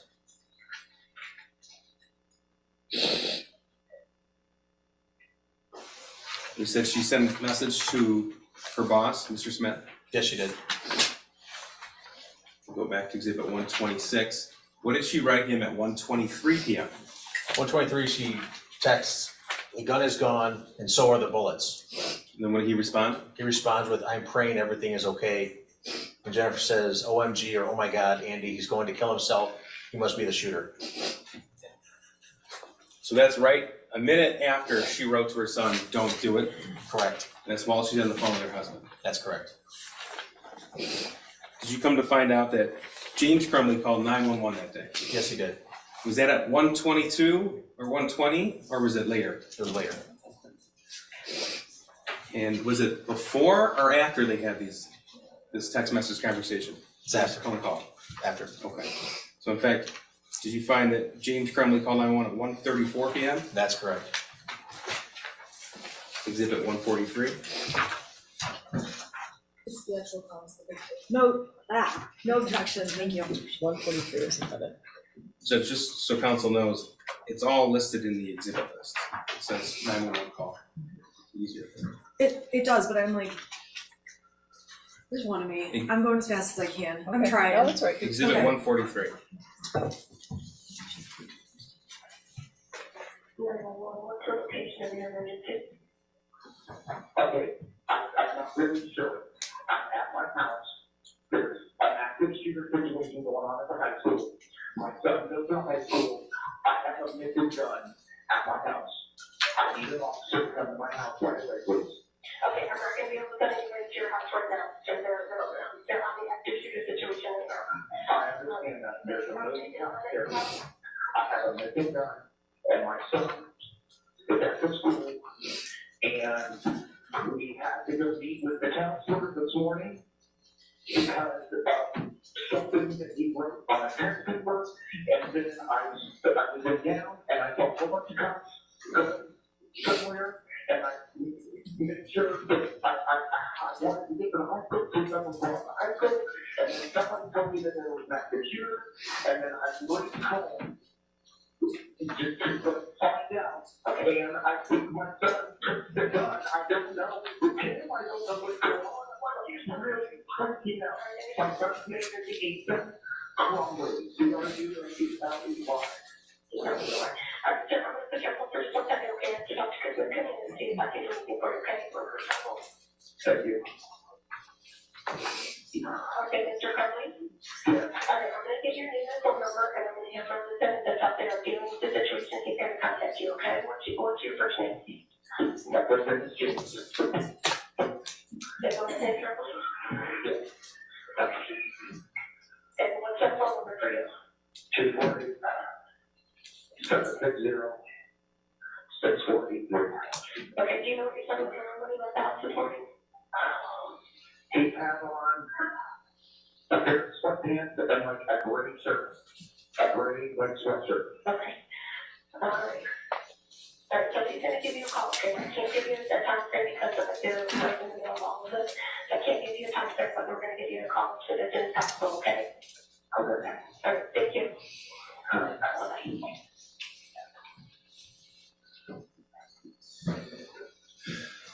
Sir, we saw with the location data that James Crumbley left the Meyer on Ray Road at 1:17, and he was home by at least 1:20. That's correct. Okay.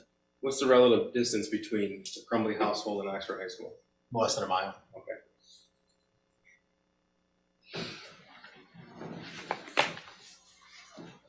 Now, after this phone call was made, did you learn that James and Jennifer arrived at the Oakland County Sheriff's Office substation in Oxford? Yes, I did. It's 1:45. No objection. Well, what is this, 144? 144, yes. Okay, 144 is admitted. So this is a call log. James Crumbley's phone call. Are Correct. you aware whose number that is, number 17? Yeah, actually, it's one of the sergeants in Special Investigations, Sergeant Joe Bryant. Okay, so this is after the shooter is taken into custody. Correct. Okay, so you know that he was taken into custody right about 1 p.m. on November the 30th? Yes, he was. Okay, and this is 1:50 p.m.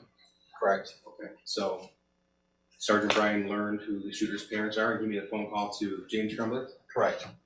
And shortly after this, did James and Jennifer Crumbley both go to the substation to meet with police? Yes, they did. No objection. No objection to 145 or 146. 145 and 146 are admitted. Just quickly, this is the verified. So they were in fact at the Sheriff's Office 148, both James and Jennifer Crumbley. Is that right? Correct. I'm sorry. Yes.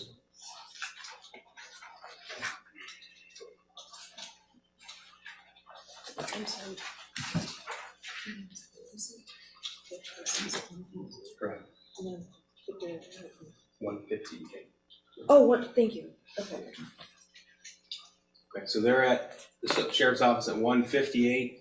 Did you come to learn when they went back home? It was about a half an hour after, less. This is 1:48. Okay, no objection. So we were able to. This one and 147. I'm sorry, 147 and 147. 148. Okay, they're both admitted. All right. So on Jennifer's phone, you can tell that she's at home by 2:30 Right. on November the 30th. Okay, and same with James. That's correct. Okay. So this is after they went to the sheriff's office and their son was in custody and they went back home. Correct. Okay.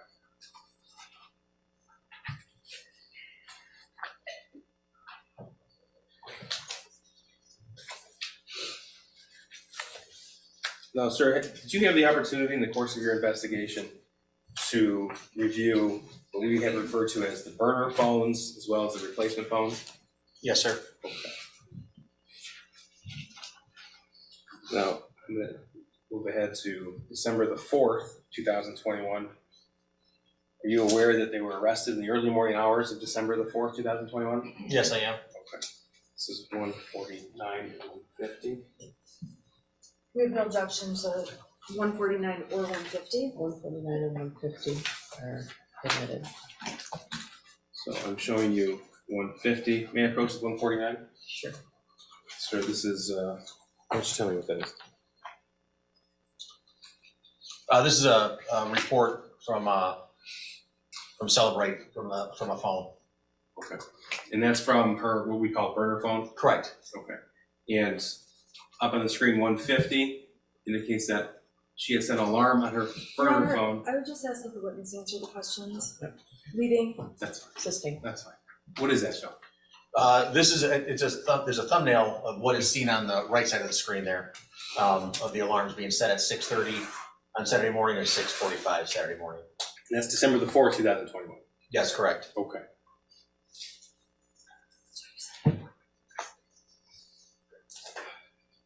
Now, did you find evidence on the replacement phone which is the phone that was ported with their original numbers, that they had attempted a two-factor authentication for social media accounts? Yes, they did. Okay.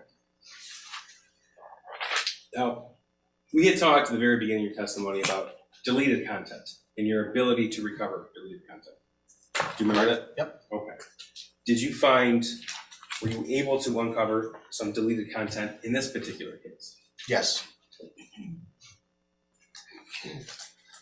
And we've talked about the Facebook message chat between James and Jennifer Crumbley. Correct. And you've already indicated that that chat was deleted from Jennifer Crumbley's phone. That's correct.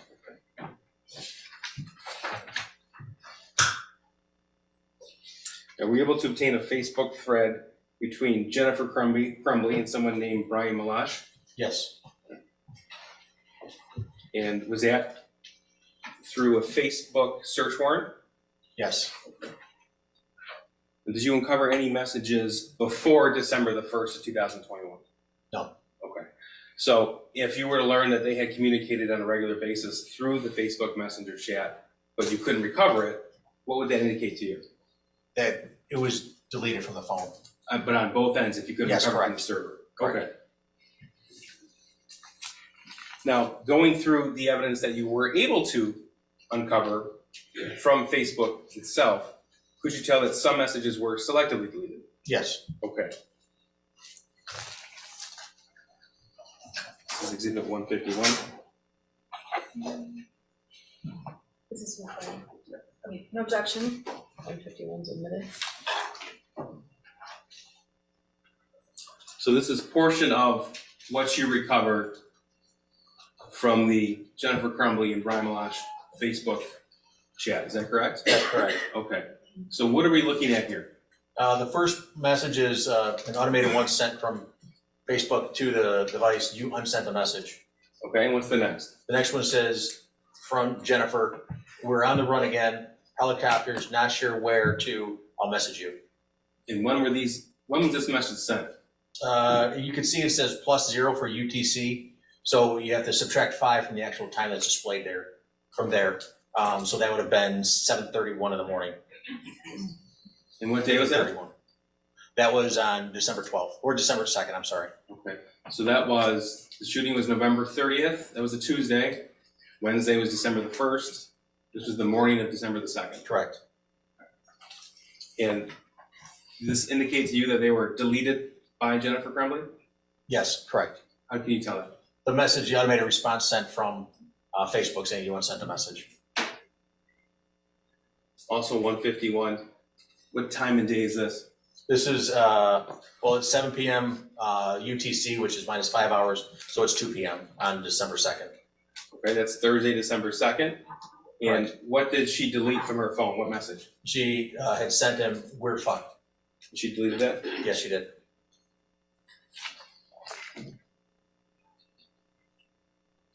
Go back to exhibit 126. Were you able to tell that Jennifer Crumbley deleted some messages she sent to Andrew Smith? That's correct, yes. And how were you able to tell that? Because of the screenshots that were obtained from Andrew Smith don't match what was obtained from her Okay. device. It's exhibit 151.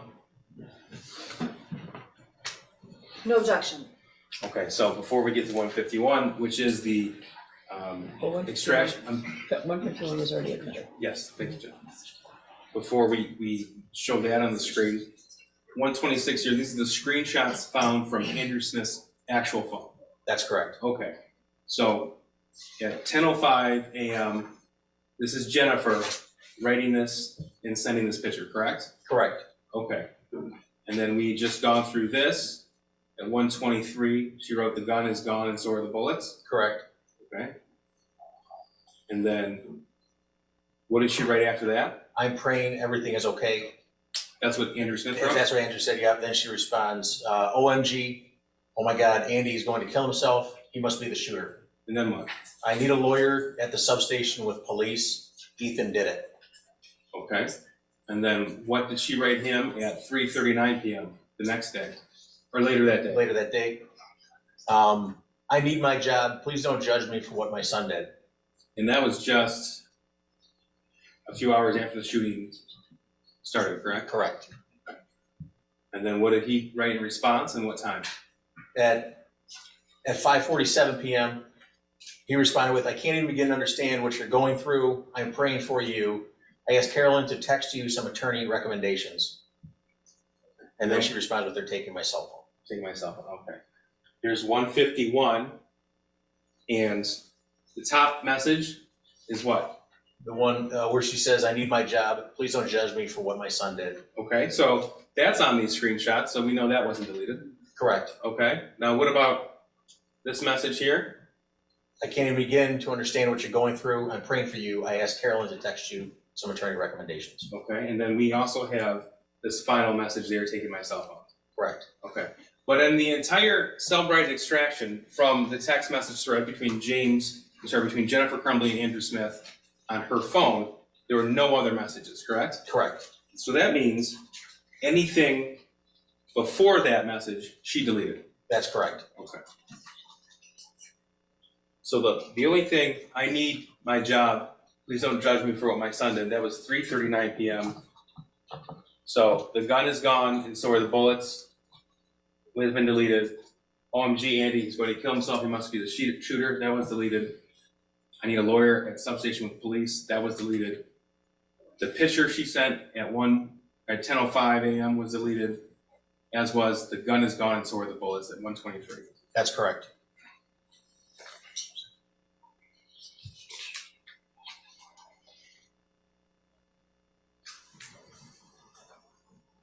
So I'm going to turn now to the Facebook messages between Kira Pennick and Jennifer Crumbley, specifically comparing what was found on Jennifer's phone with what was found from the Facebook search warrant from that particular chat. Okay.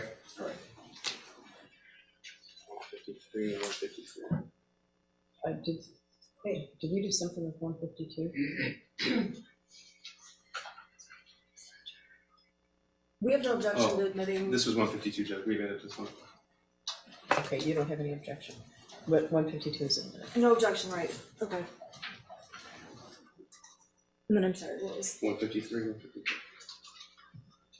no objection, Okay. sorry, So, to 153 and 154? correct. 153 and 154 admitted. Thank you, Judge. Now, first, I'm going to show you 153, which was the messages left on Jennifer Crumbley's phone. I'm just going to show you the top portion of what is a Cellbrite extraction report. So tell us what we're looking at here. We're looking at the participants involved, one of them being Kira Pennick, the other one being Jennifer Crumbley.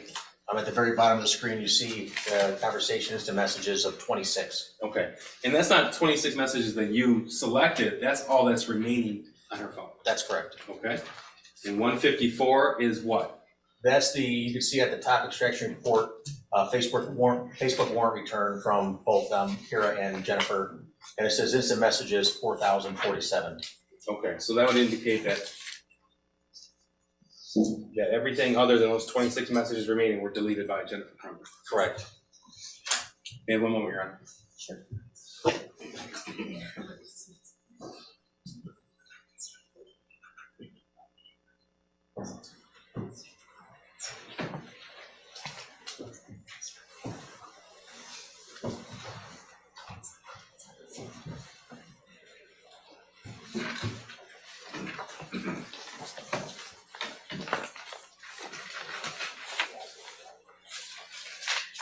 Nothing further to say.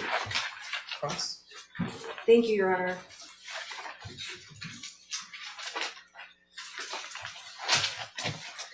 Good afternoon. Good afternoon. I want to go back to, I want to just start, you've been obviously involved in this case since the 30th of November 2021, correct? Correct. And since that time, you have collected and looked at an abundance of evidence related to the Crumbleys, the shooter, the shooting, everything, correct? Correct.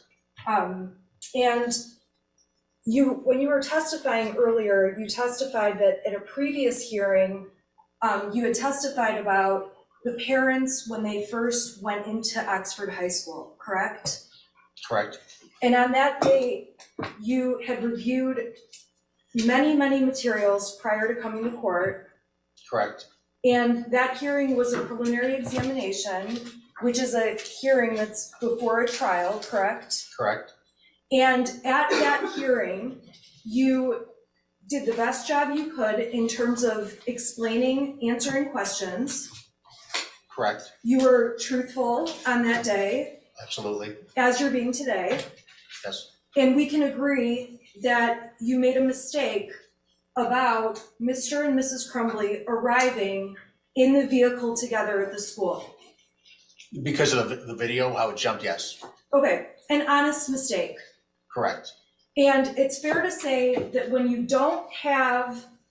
didn't have more information, you made an assumption that they had been in the same vehicle together, correct? Correct. I didn't know how many cars they had at the time. You see them walk into the school together, but you couldn't see before that. Correct. And that's why you testified, honestly, you thought they had arrived together, but it was incorrect. Correct. And so you would agree with me that the more information you have about any topic and the less guessing, the more accurate the information will be that you give on this witness stand, correct? I wasn't guessing before. I didn't know how many cars they had. I just saw them appear in front of the car. Right, so when you testified and said they arrived in the same car, that was incorrect. Correct. And I'm saying that had you had more information about seeing the vehicles pull up or seeing each one get out of separate cars, your testimony would have been different, correct? It would have been included in the video, correct. And so my point is, you do the best job you can with the information you have, Yes, ma'am. but you're certainly not someone who can go back in time and see and know every detail of every single thing that's happened, correct? Not every single thing. You could put together a good timeline with all the information that you gather, yes. And it's fair to say for this jury, you have put together as detailed of a timeline as you can about all of the events before November 30th through 11/30th and beyond 11/30th, correct? That's correct. And when you are doing that, you are taking data from cell phones and other investigators, from surveillance, from all these different materials that are a part of the investigation in this case. Correct. And it's possible that at times when you answer a question, you may not be accurate, but you're not sitting here intentionally trying to lie, correct? It's absolutely correct. Okay. I'm gonna go back through the investigation that you did. It's fair to say, and I think you testified, you started obviously on November 30th of 2021, correct? When the investigation started? Yes. Yes. Okay. And can you give the jury an idea of how much time it takes to get certain evidence, or kind of what it looked like going forward from 11/30 when you received various pieces of information? So on 11/30th, let's talk about what you saw that day. You obviously saw the surveillance camera from the school, correct? Yes, correct. Okay, on that day, did you have the surveillance camera from Jennifer's office? That came afterwards. Okay, that came down the road. Yes. At that time, did you have the text messages between Jennifer Crumbley and James Crumbley? That came out, no, that would have been afterwards. Okay, when did that come? It would have been within a week, 2 weeks of that. We would have had to, like I explained, the process of getting the data from a phone. Depending on how much data there is, it could take a while, and then to sift through all of it. So it could be anywhere from a couple days to a couple weeks to get everything that you're looking for. And in terms of the investigation, there were materials you had on the 30th, obviously. Correct. There were materials you received in the days following the 30th, correct? Correct. And there were some materials that law enforcement didn't have for weeks and months that became a part of this investigation. Is that a fair statement? That's correct. And as more and more information became available, you would turn it over to the prosecutor's office? Correct. And then you would assume that they would turn the evidence over to the defense for it to be used in court by all parties and the judge. Yeah, I knew my job. I don't know what they're, yeah, they have to give that up. Yes, I understand that. Okay, so at the time on the 30th, it's fair to say all of the evidence that you have in this investigation, I'm sorry, not on the 30th. The 30th was the day of the shooting, and Mrs. Crumbley was arrested overnight between December 3rd and December 4th, correct? Correct.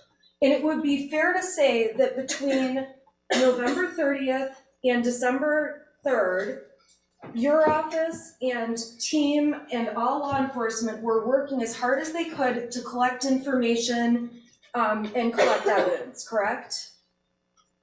Correct. While you were working as fast as you could, there were a number of materials that you did not see until after Jennifer Crumbley was arrested. Well, just because of the sheer volume of information that we were pulling together at the time, yeah, I mean, it took a while to go through it. And when you're looking at all of the information about Jennifer Crumbley in this investigation, much of what you're doing is looking back in time in hindsight. In hindsight, we're trying to put a story together, a series of events or a digital footprint of what had happened. We're trying to put that together. And as you're trying to put that together, you're doing the best you can to make the timeline and the evidence make sense, correct? Correct. But in terms of what happened in the months before the shooting, the day of the shooting, and the days after the shooting, you obviously were not with the Crumbleys 24/7, correct? No, I was not. I didn't know them before this. And it's impossible to have, there isn't any way to have a videotape, for example, of all those months, that shooting day and the days following, correct? Correct. So you take bits of information and try to put it together the best you can to make sense of it. Are you referring to this investigation or throughout life? Well, both. I mean, I guess we do that in both, right? I guess in my life, if my son had hallucinations, I would have taken serious pause with that. All right, let's stop for 1 second. When you say hallucinations, you're saying that you would take serious pause, but in reality, you did not know the shooter before this shooting, correct? No, I did not. You do not have awareness if he was really having hallucinations, correct? I would have taken some time to look into it. You're aware that there's this text thread, and we're going to get into it later, where he's telling his parents he's seeing things, correct? Correct. But you weren't a part of any of the conversations or a part of that household in those days around that text message conversation, correct? No, I was not. You're You said not. you didn't know them before this. Okay, you're not aware of what Jennifer and James and their son had been talking about in person before and after those text messages. Well, from the text messages, I know the son on a couple of occasions asked or spoke with his friend about seeing a doctor or wanted to go see his doctor, tell his parents tell his parents that he wanted to go see a doctor. And while there are texts between the shooter and his friend, you have no evidence that Mrs. Crumbley has ever seen those texts, correct? That she has read them? No, Right. I do not. So there's text that the shooter sent to his friend, and you have no way to know whether Jennifer Crumbley ever saw those text messages, correct? Other than his own words saying, I'm going to tell my parents tomorrow that I want to go see a doctor. That telling his friend, I want to go see a doctor and I'm going to tell my parents tomorrow, you don't know if he really wanted to go see a doctor or was going to tell his parents, correct? I understand that's counsel's argument, but it's improper questions. You already answered the question. Okay, you don't know whether Mrs. Crumbley saw the text between her son and his friend. No, I do not, ma'am. And I'm also making the point, Your Honor, and the question is, you also don't know if it's true that he really planned to tell his parents anything. He has a text to a friend saying that, but you don't know whether that's true or not, correct? Other than him saying on a couple occasions, no, I don't. Okay, and when you say a couple of occasions, there's text messages on certain days that that you testified about, but there's many other days, we can agree, that you have not testified about, correct? In reference to what? In reference to what he said to his friend, or in reference to what he said to the Crumbleys. I mean, did he have are you asking, did he have conversations with them? I don't understand the question, I'm sorry. I'm sorry, my question is, you've given us bits of information about certain days, about March 9th, about a date in April, about a date in November, correct? Correct. Okay, there's a lot of other dates that you did not give us information about what exactly was texted to and from Ethan Crumbley and Mrs. Crumbley, correct? Correct, there wasn't much texting between them. Okay, you also, there's certain messages that you testified about between the shooter and his friend. Correct. There's also a lot of other text messages between them that you have not talked about. Well, because the stuff that was talked about was not allowed to be talked about. He talked about. Your Honor, Yeah, okay. this, Well, I think it's important, Judge. Yeah. Counsel can't ask questions about evidence that she sought to exclude. Okay, telling this jury that I sought to exclude evidence that was irrelevant is very unfair, and that is improper. Okay, well, there's a lot of improper things here. No one's hiding any evidence from the jury, okay? So I don't want any implication that a witness is hiding what evidence from someone. So, Thank you, Judge. so don't ask about the messages if you don't want to know. So. Okay. When you're talking about the text messages, let's back up and do this differently. You went through text messages between the shooter and his friend to find evidence to support that the shooter was having issues, correct? To build, we went through the text message to try to get an idea of who he was and what he was going through and what he had talked about with his friends. And when you saw text messages like you testified about involving seeing things and dishes flying and demons and things along those lines, you gathered those, and that was the evidence that you've presented to this jury to support your case, correct? Well, because those were things of importance, that he was hallucinating and seeing stuff flying off the shelves. And there's no other evidence or that we could find on the phones or communication between them to say that that problem was remedied, or that a phone call was made to the shooter to what's going on, or how can I help you, son, or anything like that. None of that was found. So it was important that that was what he was struggling with. Okay, you're guessing that is what he's struggling with. You're doing the best you can, but you're getting pieces of information out of text messages, and really you don't know these people or what was going on, other than what you see in these texts. He agrees with that. He didn't know any of them before this. Yeah. Okay, I apologize. Well, I keep ending up in a situation where we're trailing off and repeating, and I would just ask that. Yeah, he stop. doesn't know them.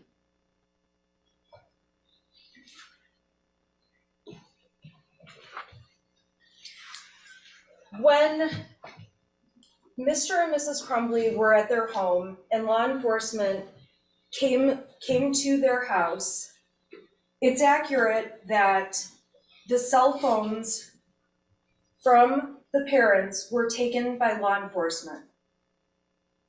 The first time they came to the home? Not necessarily the first time. I'm asking, police took the cell phones that Jennifer and James Crumbley used police took those phones, correct? Yes, they did. Okay. And when police took those phones, Mr. and Mrs. Crumbley obviously went and bought burner phones or track phones. Correct. And you've testified that you can see that Mr. and Mrs. Crumbley, or at least Mrs. Crumbley, attempted to get into some accounts that required two-factor authentication. That's correct. Can you please explain very quickly what two-factor authentication means for the jury? It's so someone can't get into your account with just simply your password. When you open up an email account or you open up a Facebook account and it tells you, put your phone number in here. So when you try logging in from a phone or a device that Facebook doesn't recognize, it'll send a text message to the number that you said send a text message to. So then you enter that code into the app as you're trying to log into it. So it's two-factor authentication, your password and then a text message from the provider. And so for things like sometimes bank accounts or portals to get into doctors, things along those lines, sometimes two-factor authentication is required where you would need your original phone, correct? Correct. Or at least your phone number to be able to gain access to your own accounts. That's correct. There are accounts that will block you out if you're using a device it's not used to seeing when you log in. If the two-factor authentication is set up? Yes. Correct. And so in this case, you could see that Mrs. Crumbley attempted to do some two-factor authentication and was unable to do so, correct? I don't know if she was unable to do so. I know there's a text message that was received from Instagram with a two-factor. I don't know what happened with after that. Okay, so after buying the track phones, the burner phones, it's fair to say that Mrs. Crumbley and Mr. Crumbley went to their phone carrier and purchased new phones that have their regular phone numbers on them, correct? Was that after the burner phones, is that what you're saying? Yes. Yes, they did. Okay, so when we're talking about the Crumbleys having 6 cell phones between them, the 6 cell phones include their original phones that were given to police, correct? That's correct.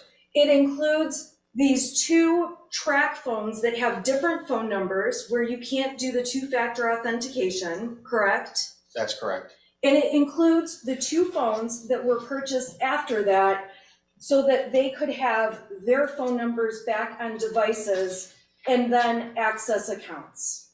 That's correct. And from the phones, when you seize them, there is evidence that Jennifer Crumbley attempted to deactivate and delete a number of social media applications, correct? There was talk about it in text messages, you need to delete this account or whatever, I don't know. Do you have something in particular that you're, a certain account that you're asking? There are text messages within the exhibits the prosecution has admitted, and I can put them up, that show Mrs. Crumbley and Mr. Crumbley were trying to deactivate Facebook accounts and Instagram, correct?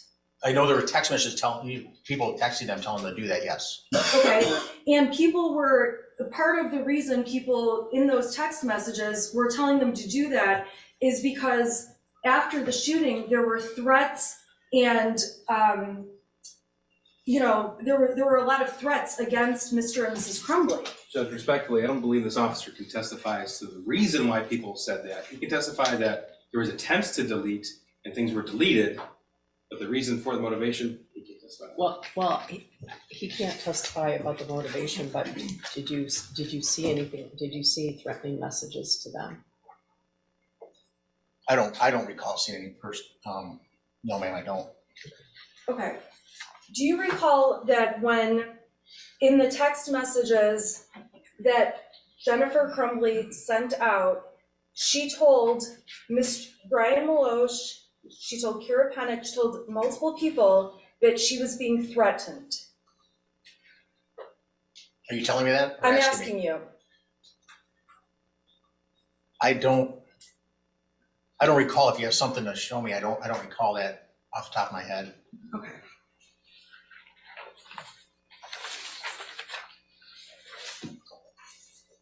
Did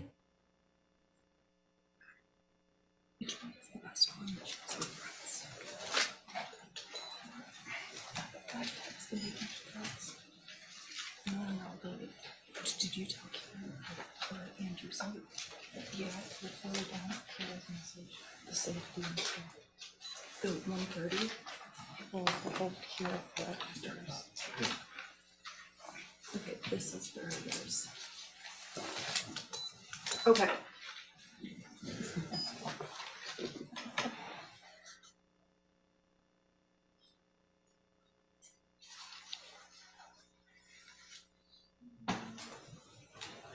Okay, so in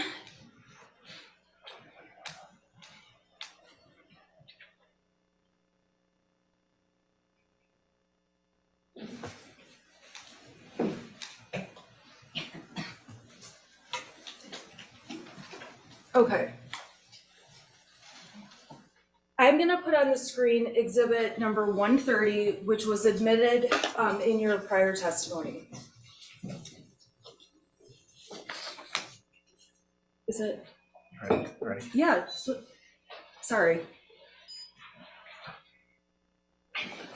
Okay, now within the text message thread between Jennifer Crumbley and Kira Pennick, this is a screenshot that was in that text thread, correct?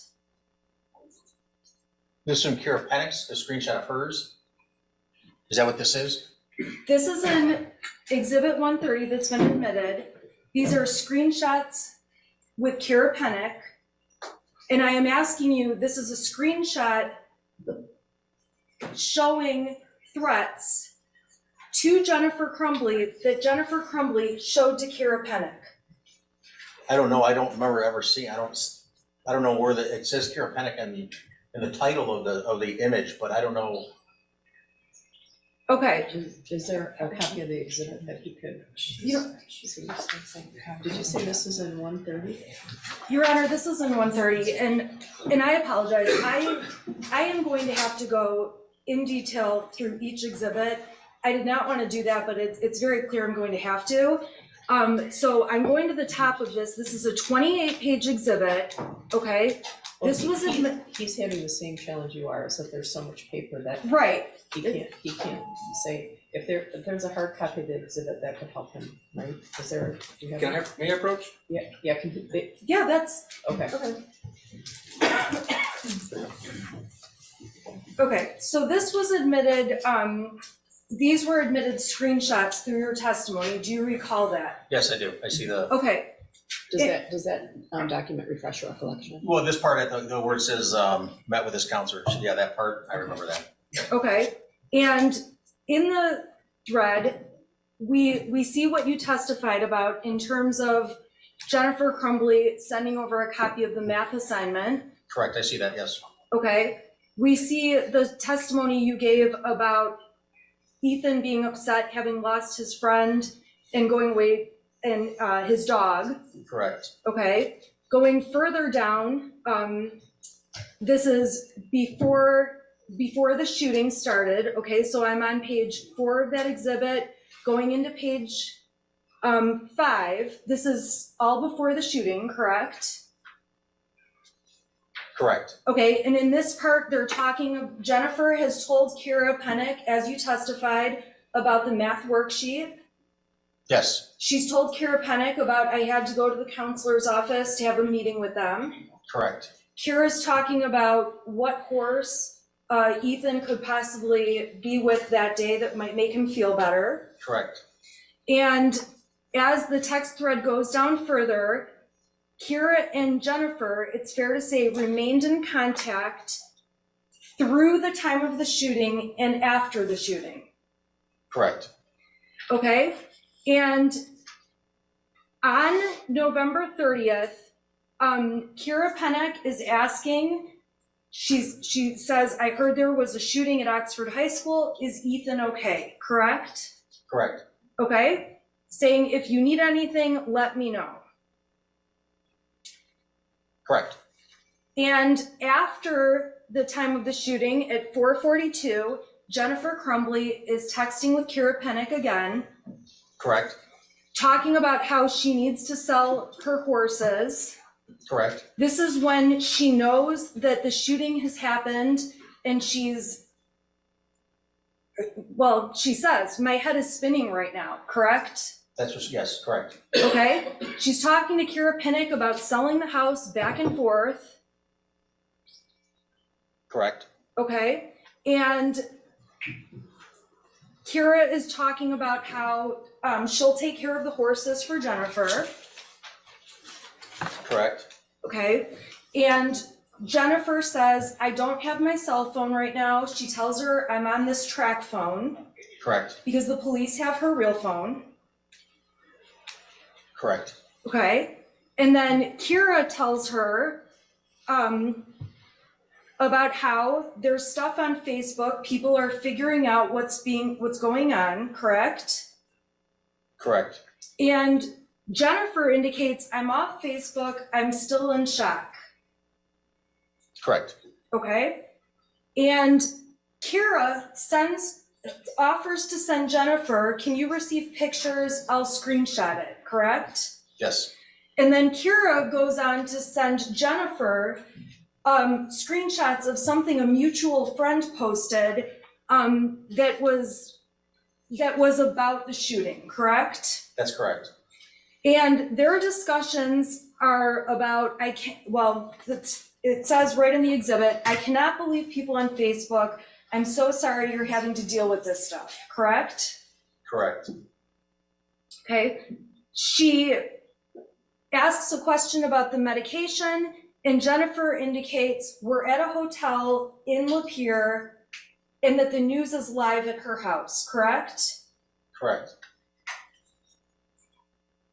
Kira's response, at least in the text messages, is please stay safe, correct? correct, And Jennifer sends her over what appears to be a screenshot from a social media app, maybe Facebook or I'm not exactly sure, but you can see that Jennifer sent a screenshot where she has received nasty messages to her. Judge, I'm just gonna object to the form of the question. Mr. Rogowski can certainly read all of this, but calling it a threat or nasty, that's not for him to answer, that's for the jury to determine. Well, yeah, they can characterize it, They can read it. but definitely they're not nice. Okay, can you please tell the jury what these messages say? Larry Barton. I'm sorry, you want me to read them? What Sure. it says on it? It says rotten jail next to him, Okay, Brandon Hegwood. what a shame on you, Kaylee Camacho. fuck your ugly ass kid, I hope, Adam Tank. what a fucking coward, Ethan, Jennifer Crumbley texts to Kira, I can't go home. correct, And Kira texts back that she's concerned for Jennifer's, when she says you guys, I'm concerned for you guys, and is expressing concern, correct? that, yes, to stay away from the horses, correct, yes, Okay. She also says she's worried about your horses or hurting you while you're here, correct? correct, Okay. It's fair to say that Jennifer and James are afraid of the public's reaction to what their son did. Again, Judge, form of the question. I don't understand it, Well, let me back up.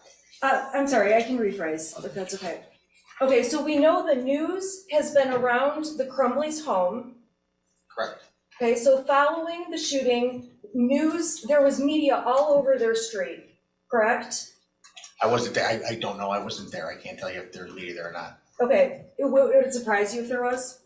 it wouldn't surprise me, no, Okay.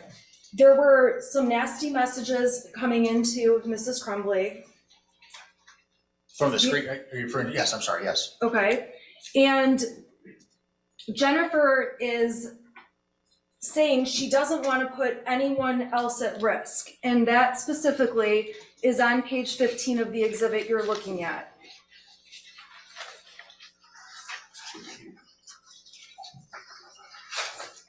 Correct.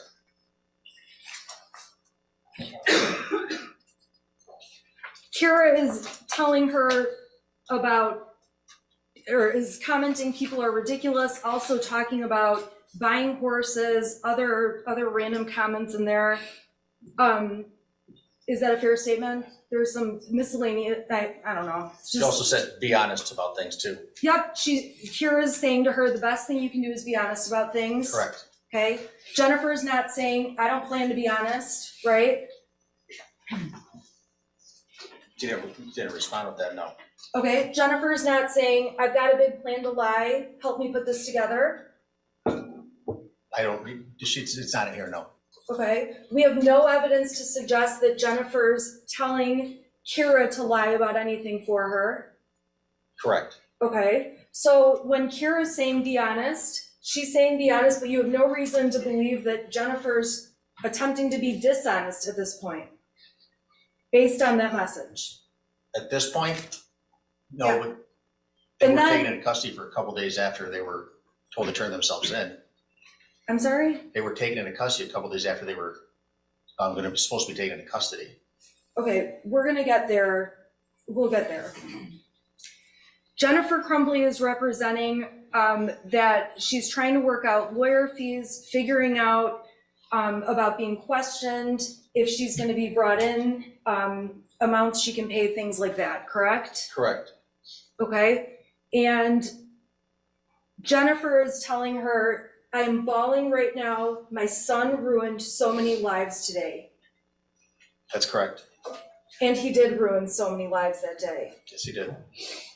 And Kira is writing back to her, she wishes she could help more. She's also in shock, correct? Objection again in form of question, Judge. Well, he doesn't know if she's in shock. She texts that. Okay, I'm sorry. She texted, I am still in shock too. That's what she texted, correct. And Kira encourages Jennifer, take it one day at a time, and again, just be honest about everything. It should help you through this. Correct. And offers to take care of the boys, which we would guess is her horses. The two horses at her farm, correct. Jennifer is thanking her for not judging her, unlike the whole world, correct? Yes, correct. Okay, meaning that we can assume Jennifer feels the whole world is judging her. Again, objection to the form of the question. Yeah, well, he doesn't know, he knows what the text says, he doesn't know how she feels, but that's what she said. Okay, that's what the text says. That's what the text says, correct.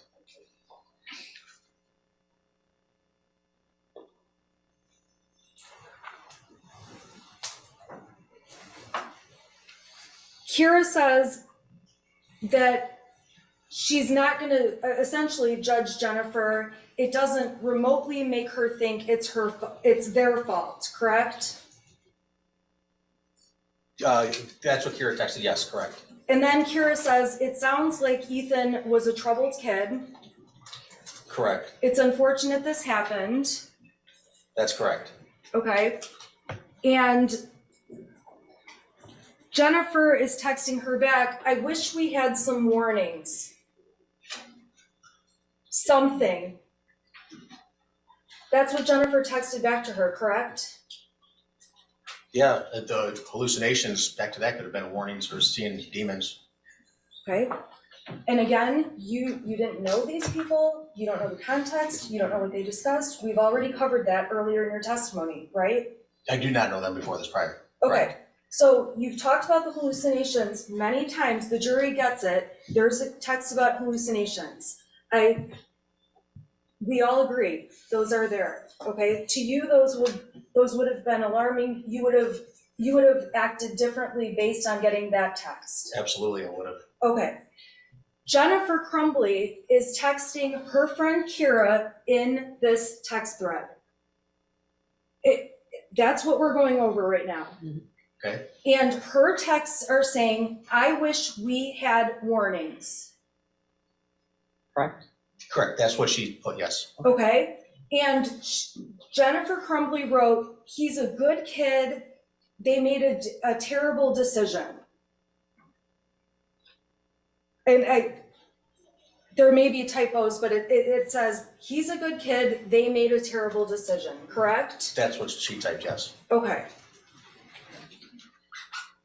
Kira responds back, there probably were warnings, but nobody saw them. Hindsight is always 20/20.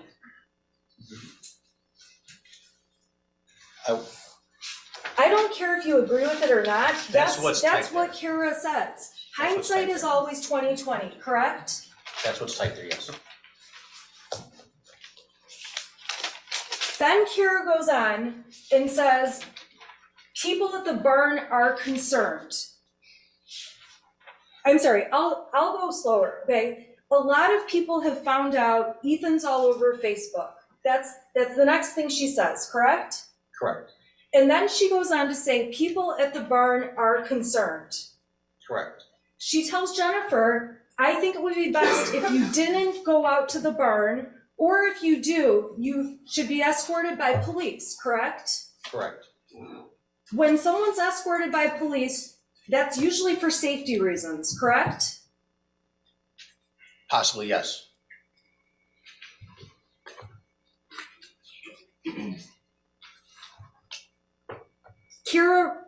Jennifer says, seriously, those horses are the only thing good in my life right now, and this is after the shooting, correct?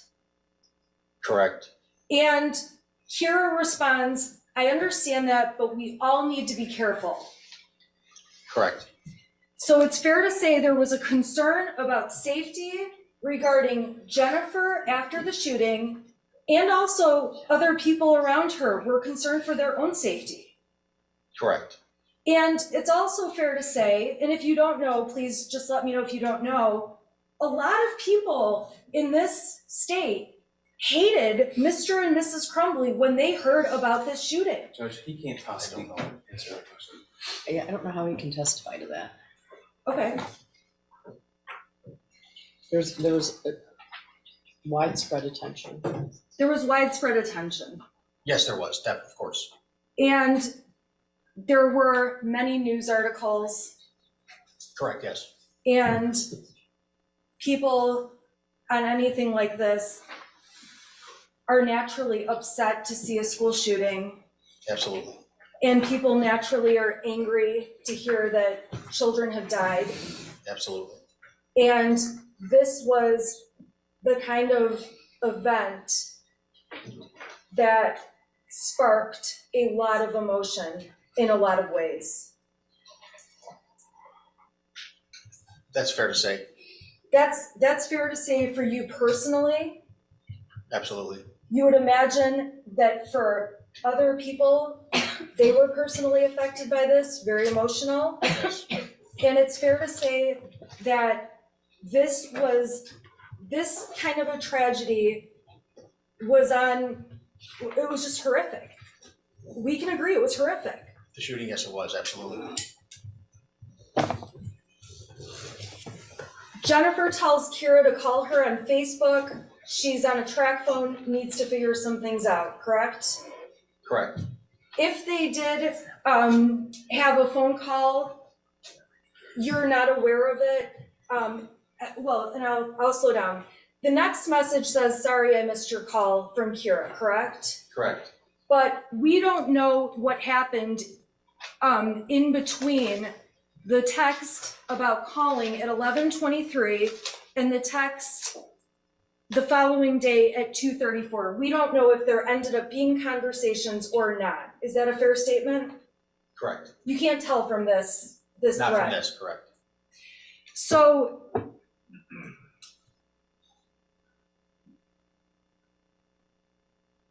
they're going back and forth, talking more and more about letting her know later today, things like that. There's talking horses in between all of this. Is that a fair statement? Correct, And on the bottom of page 22, Kira indicates, I don't want people to follow you or hurt you. correct, And Jennifer says, we are out of the area for a few days. in a safe place until we have a better grasp on everything, correct? That's correct. She doesn't say, we are trying to get out of state, we're trying to get out of the country. She doesn't say anything like that, correct? Not in this chat thread. Okay, in this, she says, we're trying to be in a safe place, Correct. which would indicate safety is of course a concern to the Crumbley parents. By saying they're in a safe place, yes, I would say that. Kira says, I'm glad you're safe. I care about you guys, correct? Correct. She assures her she'll take care of the horses. They'll talk about buying them, figuring out somebody to buy them, correct? That's correct. A few more text messages back and forth about meeting before then. And then on page 24 of that exhibit, Jennifer says, what's your number? I want to call and set up a safe place to meet, correct? That's correct. Okay, she mentions that her messenger is probably being monitored, She does say that, yes. okay? And she's talking about she needs to get stuff, discuss the horses, correct? That's correct. And let's see, they're going through more about whether cash or checks are best. What page is that? It's I see that, on yes, I'm sorry. 25. Yes. Okay, and you're aware that after the night of the night of the shooting, the Crumbleys went and stayed in a local hotel. Yeah, correct. They went to a hotel, yes. Okay, and the next day they went to a different hotel. Correct. Okay, which was also, I mean, maybe an hour from here, a local hotel, not out of state, not out of the country, right? Within an hour, yes. Okay, and so in the days following the shooting, the Crumbleys did not return to their home in Oxford. They did not know. And as far as you know, since the day of the shooting, the Crumbleys have never returned to their home in Oxford. No, they've never been back.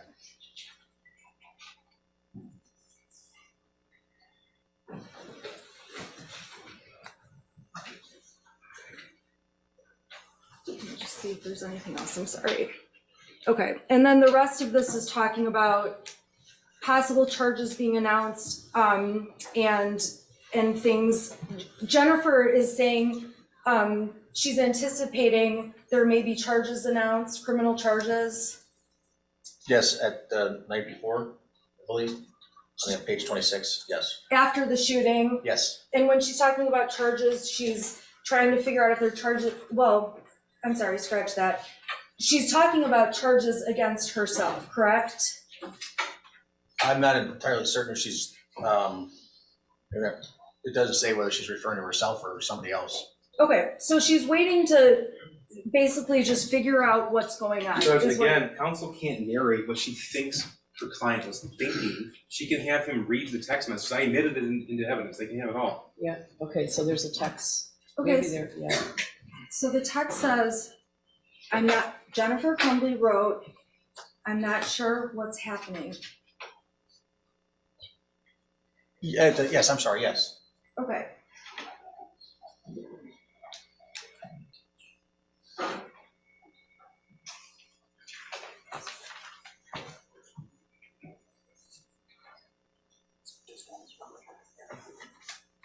From the text message thread that the prosecution introduced between Jennifer Crumbley and Brian Meloche, we also can conclude, and if you can't, let me know, that Jennifer Crumbley was trying to deactivate and delete social media accounts.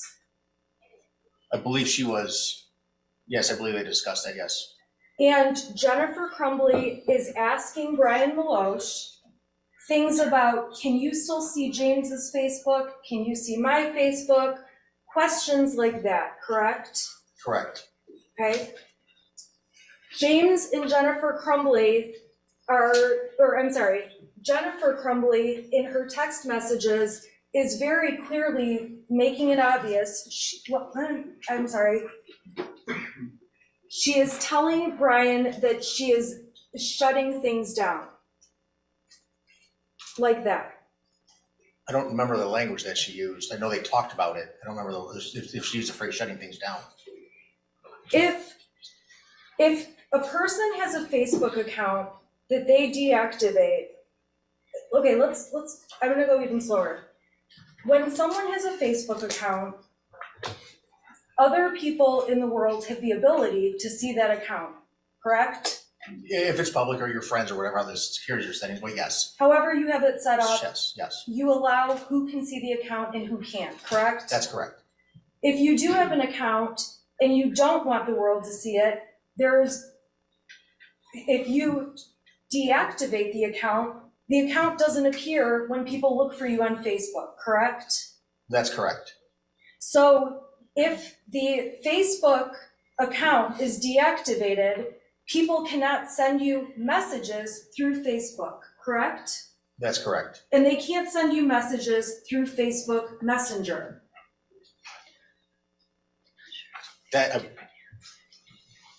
I'm not entirely certain if you'd have to deactivate Messenger as well. I don't know, because they are two separate platforms. It's under one company, Meta, Facebook, but I don't know if you have to deactivate both of them. So with Messenger, if Jennifer Crumbley deactivated Messenger, we can agree that people wouldn't be able to send her messages. Correct. And in general, if a person is trying to avoid having people find them on social media, deactivating the account makes it so people don't find them, correct? Correct. So for example, Instagram. Jennifer Crumbley had an Instagram account and you testified about that to the jury, correct? There's a two-factor authentication text message that was found, yes, with Instagram. Is that what you're referring to? I'm not referring to the two-factor authentication, but you testified that Jennifer Crumbley had an Instagram account. Well, we can agree, she had an Instagram account. Yeah, she did. There were posts that were admitted the other day, I believe, right? Right, and in that, on Instagram, the whole point of Instagram is to post photos or videos, correct? Correct. And we can see the Instagram account that Jennifer Crumbley had with videos and pictures she had posted over time. Correct. And when a person turns off or deactivates their Instagram account, other people in the world don't have the ability to see those photos any longer, correct? That's correct. Other people in the world don't have the ability to send messages through Instagram to the person that's deactivated their account.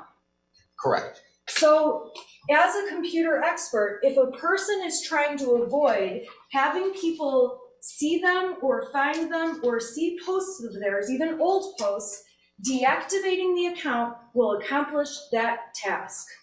Correct.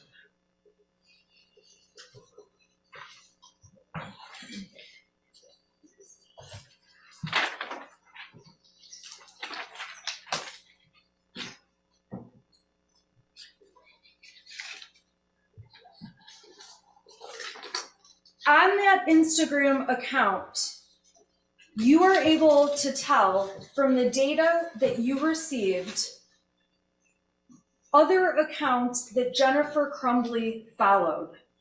Correct. So meaning that from her account, Jennifer Crumbley had certain people she was linked up with where she could see what they posted on their accounts, correct? Correct.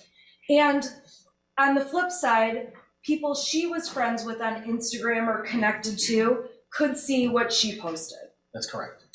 And we know that Jennifer's son had an Instagram account, e.crumbley, correct? Correct. And we can tell that Jennifer's account was connected with her son's in a way that she could see what he posted on that account. Correct. And we can presume he could see what his mother posted. Correct. When you are looking through the Instagram records, you are not able to tell which posts Jennifer did in fact see or not see, correct? Correct. So if the shooter posted something and Jennifer Crumbley had not checked Instagram, it's possible she would not have seen it even though he posted it. Possible. If he posted it and she looked at Instagram and looked at his account, looked at his profile, is that what it's called? She would certainly see anything he posted. Looked at his account, you're saying, I'm sorry? Yes. Correct. But in terms of all of the data you have, you don't have any way to determine which Instagram pictures she did or did not see. Correct. Now, if she made a comment on a picture, you would know she obviously saw it because you couldn't comment unless you had seen the picture to put the comment on there, correct? That's correct.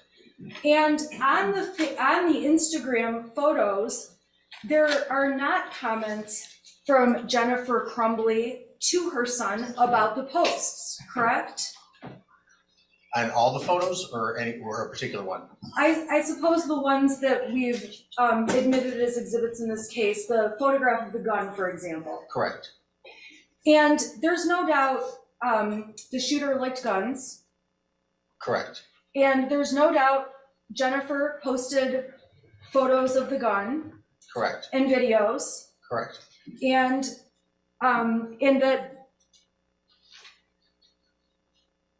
even with what she posted, we can't tell if the shooter could see her posts. Possibly, correct. He may have seen them, he may not have seen them. That's correct.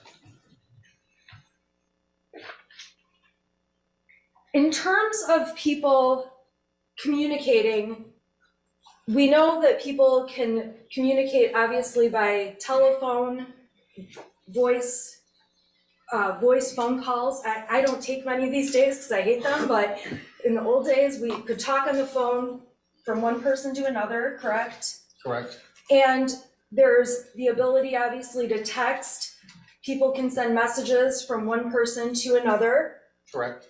And in terms of people's habits, some people may delete texts when they get them. Correct? Correct. Some people may keep every text they've ever had. That's correct. Some phones will delete texts after a certain period of time. Not unless the user tells it to, no. If someone gets a new phone, there are occasions where the old text from the old phone may not come up on the new phone. I can't say for certain, I don't know. I haven't tested something like that yet, I don't know. We can agree that everyone's personal habits in terms of how many texts they keep on their phone or don't are individual to each person. Correct. So when you're testifying and telling the jury about posts that you can tell or texts that you can tell are deleted or not deleted, you have never sat down and talked to Jennifer Crumbley about her habits with deleting posts or pictures or texts, correct? That's correct. The best you can do is look at what's deleted, what's not deleted, and tell this jury your findings. Correct.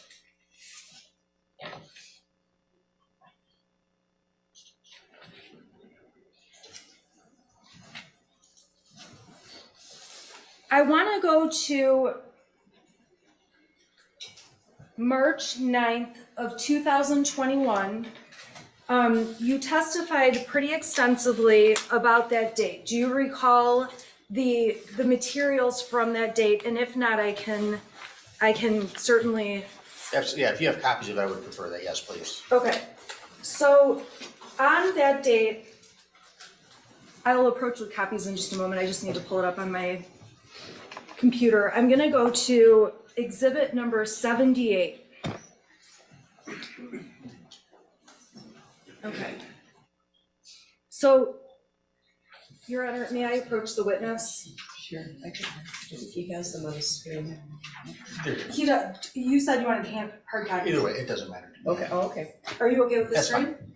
Or do you want? I'll have that, please. Okay. Yes. Thank you. Okay, so March 9th is one of the dates that you talked about. Correct. And the text messages that were introduced make it clear that James and Jennifer Crumbley made plans that day to go out to the barn, correct? Correct. And you have photos confirming that they were in fact at the barn, photos of horses they took. Correct. Okay, the jury has seen that the data shows the times these photographs were taken, so we know they're taken on March 9th. Correct. Okay, you've brought in GPS locations to prove they were there on that date. Correct.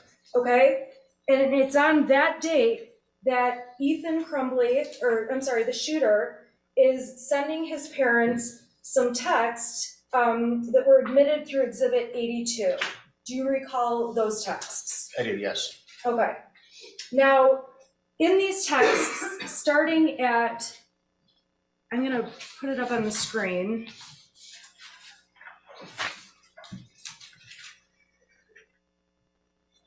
This has been admitted as Exhibit 82. At 3:17, we can see that the shooter asks his mom, "Where are you?" Correct. And I'm sorry, I have that one in my hand. Do you want me to trade with you? I should be fine with this. Okay. Thank you. I think council misspoke. I'm sorry, I'm so sorry. Jennifer Crumbley asked the shooter, "Are you home now?" At 3:17. So where are you? Yes. Is that what I'm you're- sorry, where are you? Yes. Okay. And the shooter responded, it looks like 4 hours later, saying, "Can you get home now?" And then proceeded to send some other texts about, "There is someone else in the house, I think," and it goes on from there, correct? Correct. Now, in between the time of 3:17 and 7:50, okay, we can agree there's a couple hours of a gap. That's correct. You don't know if Jennifer Crumbley and the shooter had phone conversations or discussions over those couple of hours, If we look at the call logs on their phones, we could possibly find that out. okay? If we looked at the call logs and the phone calls were to and from cell phones, we would be able to tell that, correct? If they, yes. Okay, but if, let's say Jennifer Crumbley called from her office phone, it would not show up the same as if she called from her own cell phone. Well, the number would be different, correct? Okay, and when you and law enforcement went through looking for phone calls, there are not, you provided over several call records, but not call records for example, Jennifer Crumbley's office with Ethan Crumbley. There were none entered as exhibits. I can't say for certain right now with all the information I looked at, if there were any, off the top of my head. You don't know if there were any? Right now, I don't know. Okay. And you also don't know that day, on the 8th, you know that they're planning to be at the barn. James and Jennifer make plans to go to the barn that Correct. day after work, Correct. okay? Between the time they make these plans and the time the shooter texts, "Can you get home now?" You don't know if Jennifer Crumbley or James Crumbley has physically been with the shooter. Right, no, I do not. From that chat thread right there, I do not know that. You don't know the discussions on that day that may have taken place in between the shooter and his parents. Right, from this, I can't tell you that. Is that what you're saying? I don't know. Right. Correct. Right, the best you can do is piece together bits of information, but we can agree there's gaps of time where you don't know definitively what happened. Correct. Right now, yes. We can agree there are any number of things that could have happened between 3:17 and 7:50 there would not be evidence to show you what exactly happened, correct? If there is none there, you mean? Is that what you're saying? Right. Correct. And the only people who would know if they can even remember the day years ago would be the people who were present. So Mrs. Crumbley and the shooter, correct? Correct. They would be the only people who truly know what they spoke about or didn't speak about on that day. Correct.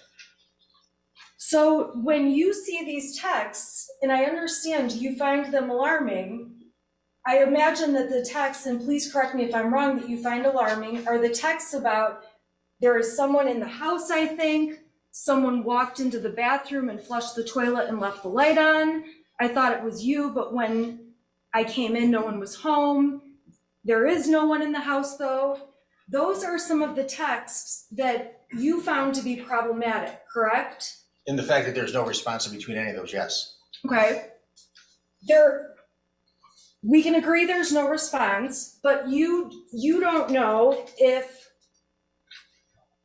okay, we can agree there's no response by text between Mrs. Crumbley and the shooter, correct? Correct. But you also have no way to tell when you see text messages like this, at what time Mrs. Crumbley read those texts. Correct. You'd be able to tell that if it was read, but yes, not what time. Okay, so for example, when the shooter texts, "Can you get home now?" And then there's someone in the house, I think, a few seconds later, and then about 30 seconds after that, another text. You have no idea if Jennifer Crumbley checked her phone to see the first text message, checked and saw the second. You don't know which ones she saw or when, correct? I don't know the time they were read, no. All you know is that you don't see any response to them. They're correct, there's no response. So there's a number of possible things that could have happened in between these texts. From 7:50 to the end of the last text? Yeah. She could have texted back, you mean, or called? She could have, well, she didn't text back, we agree with that, Correct. right? Yes. Okay, when I say there's a number of things that could have happened, I mean, she could have read the text and thought this is garbage or he's joking and just set the phone down, correct? She could have. Okay, she could have not seen the texts because she was busy doing something. Correct. She could have been, we know she's at the horse ranch. Are you aware of how strong Jennifer Crumbley's cell signal is out at the farm, at the barn, where the horses are kept? I have no idea about that, no, I do not. Okay, if her cell signal doesn't work out where the barn is, it's possible these texts are not getting to her until she gets to a place where data uploads into the phone, correct? That's correct.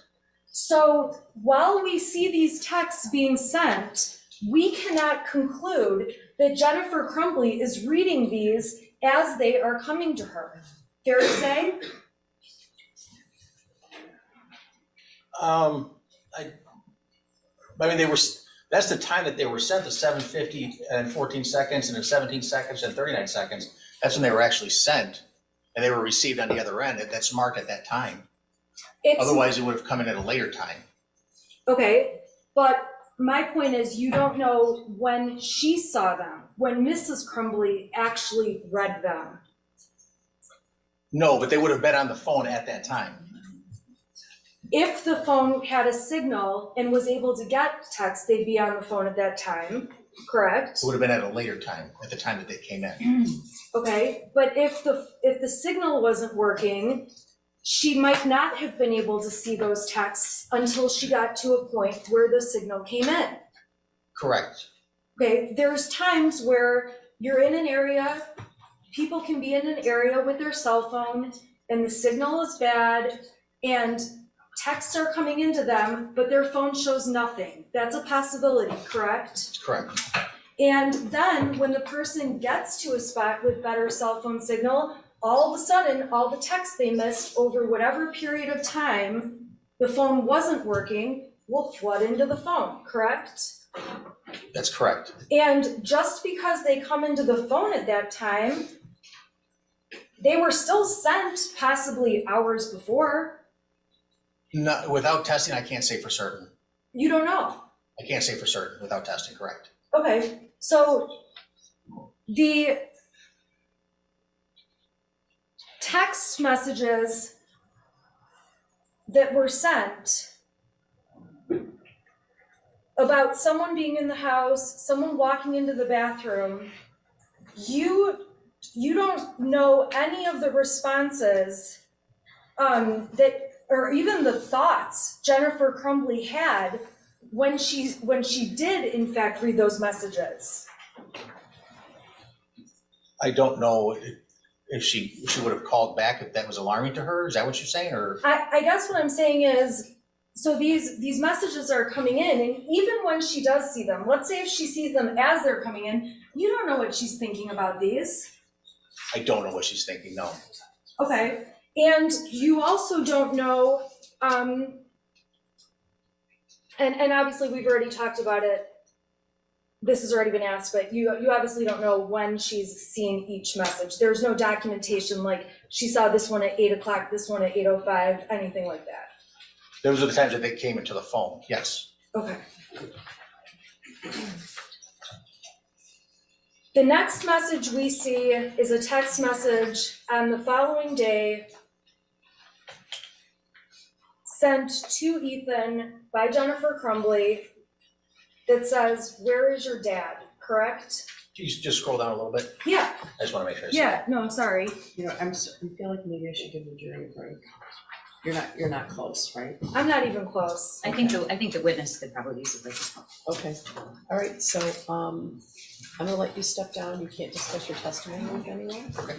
Okay, so can we come back at about 5 after 3, okay? That's fine. All right? All rise to the jury.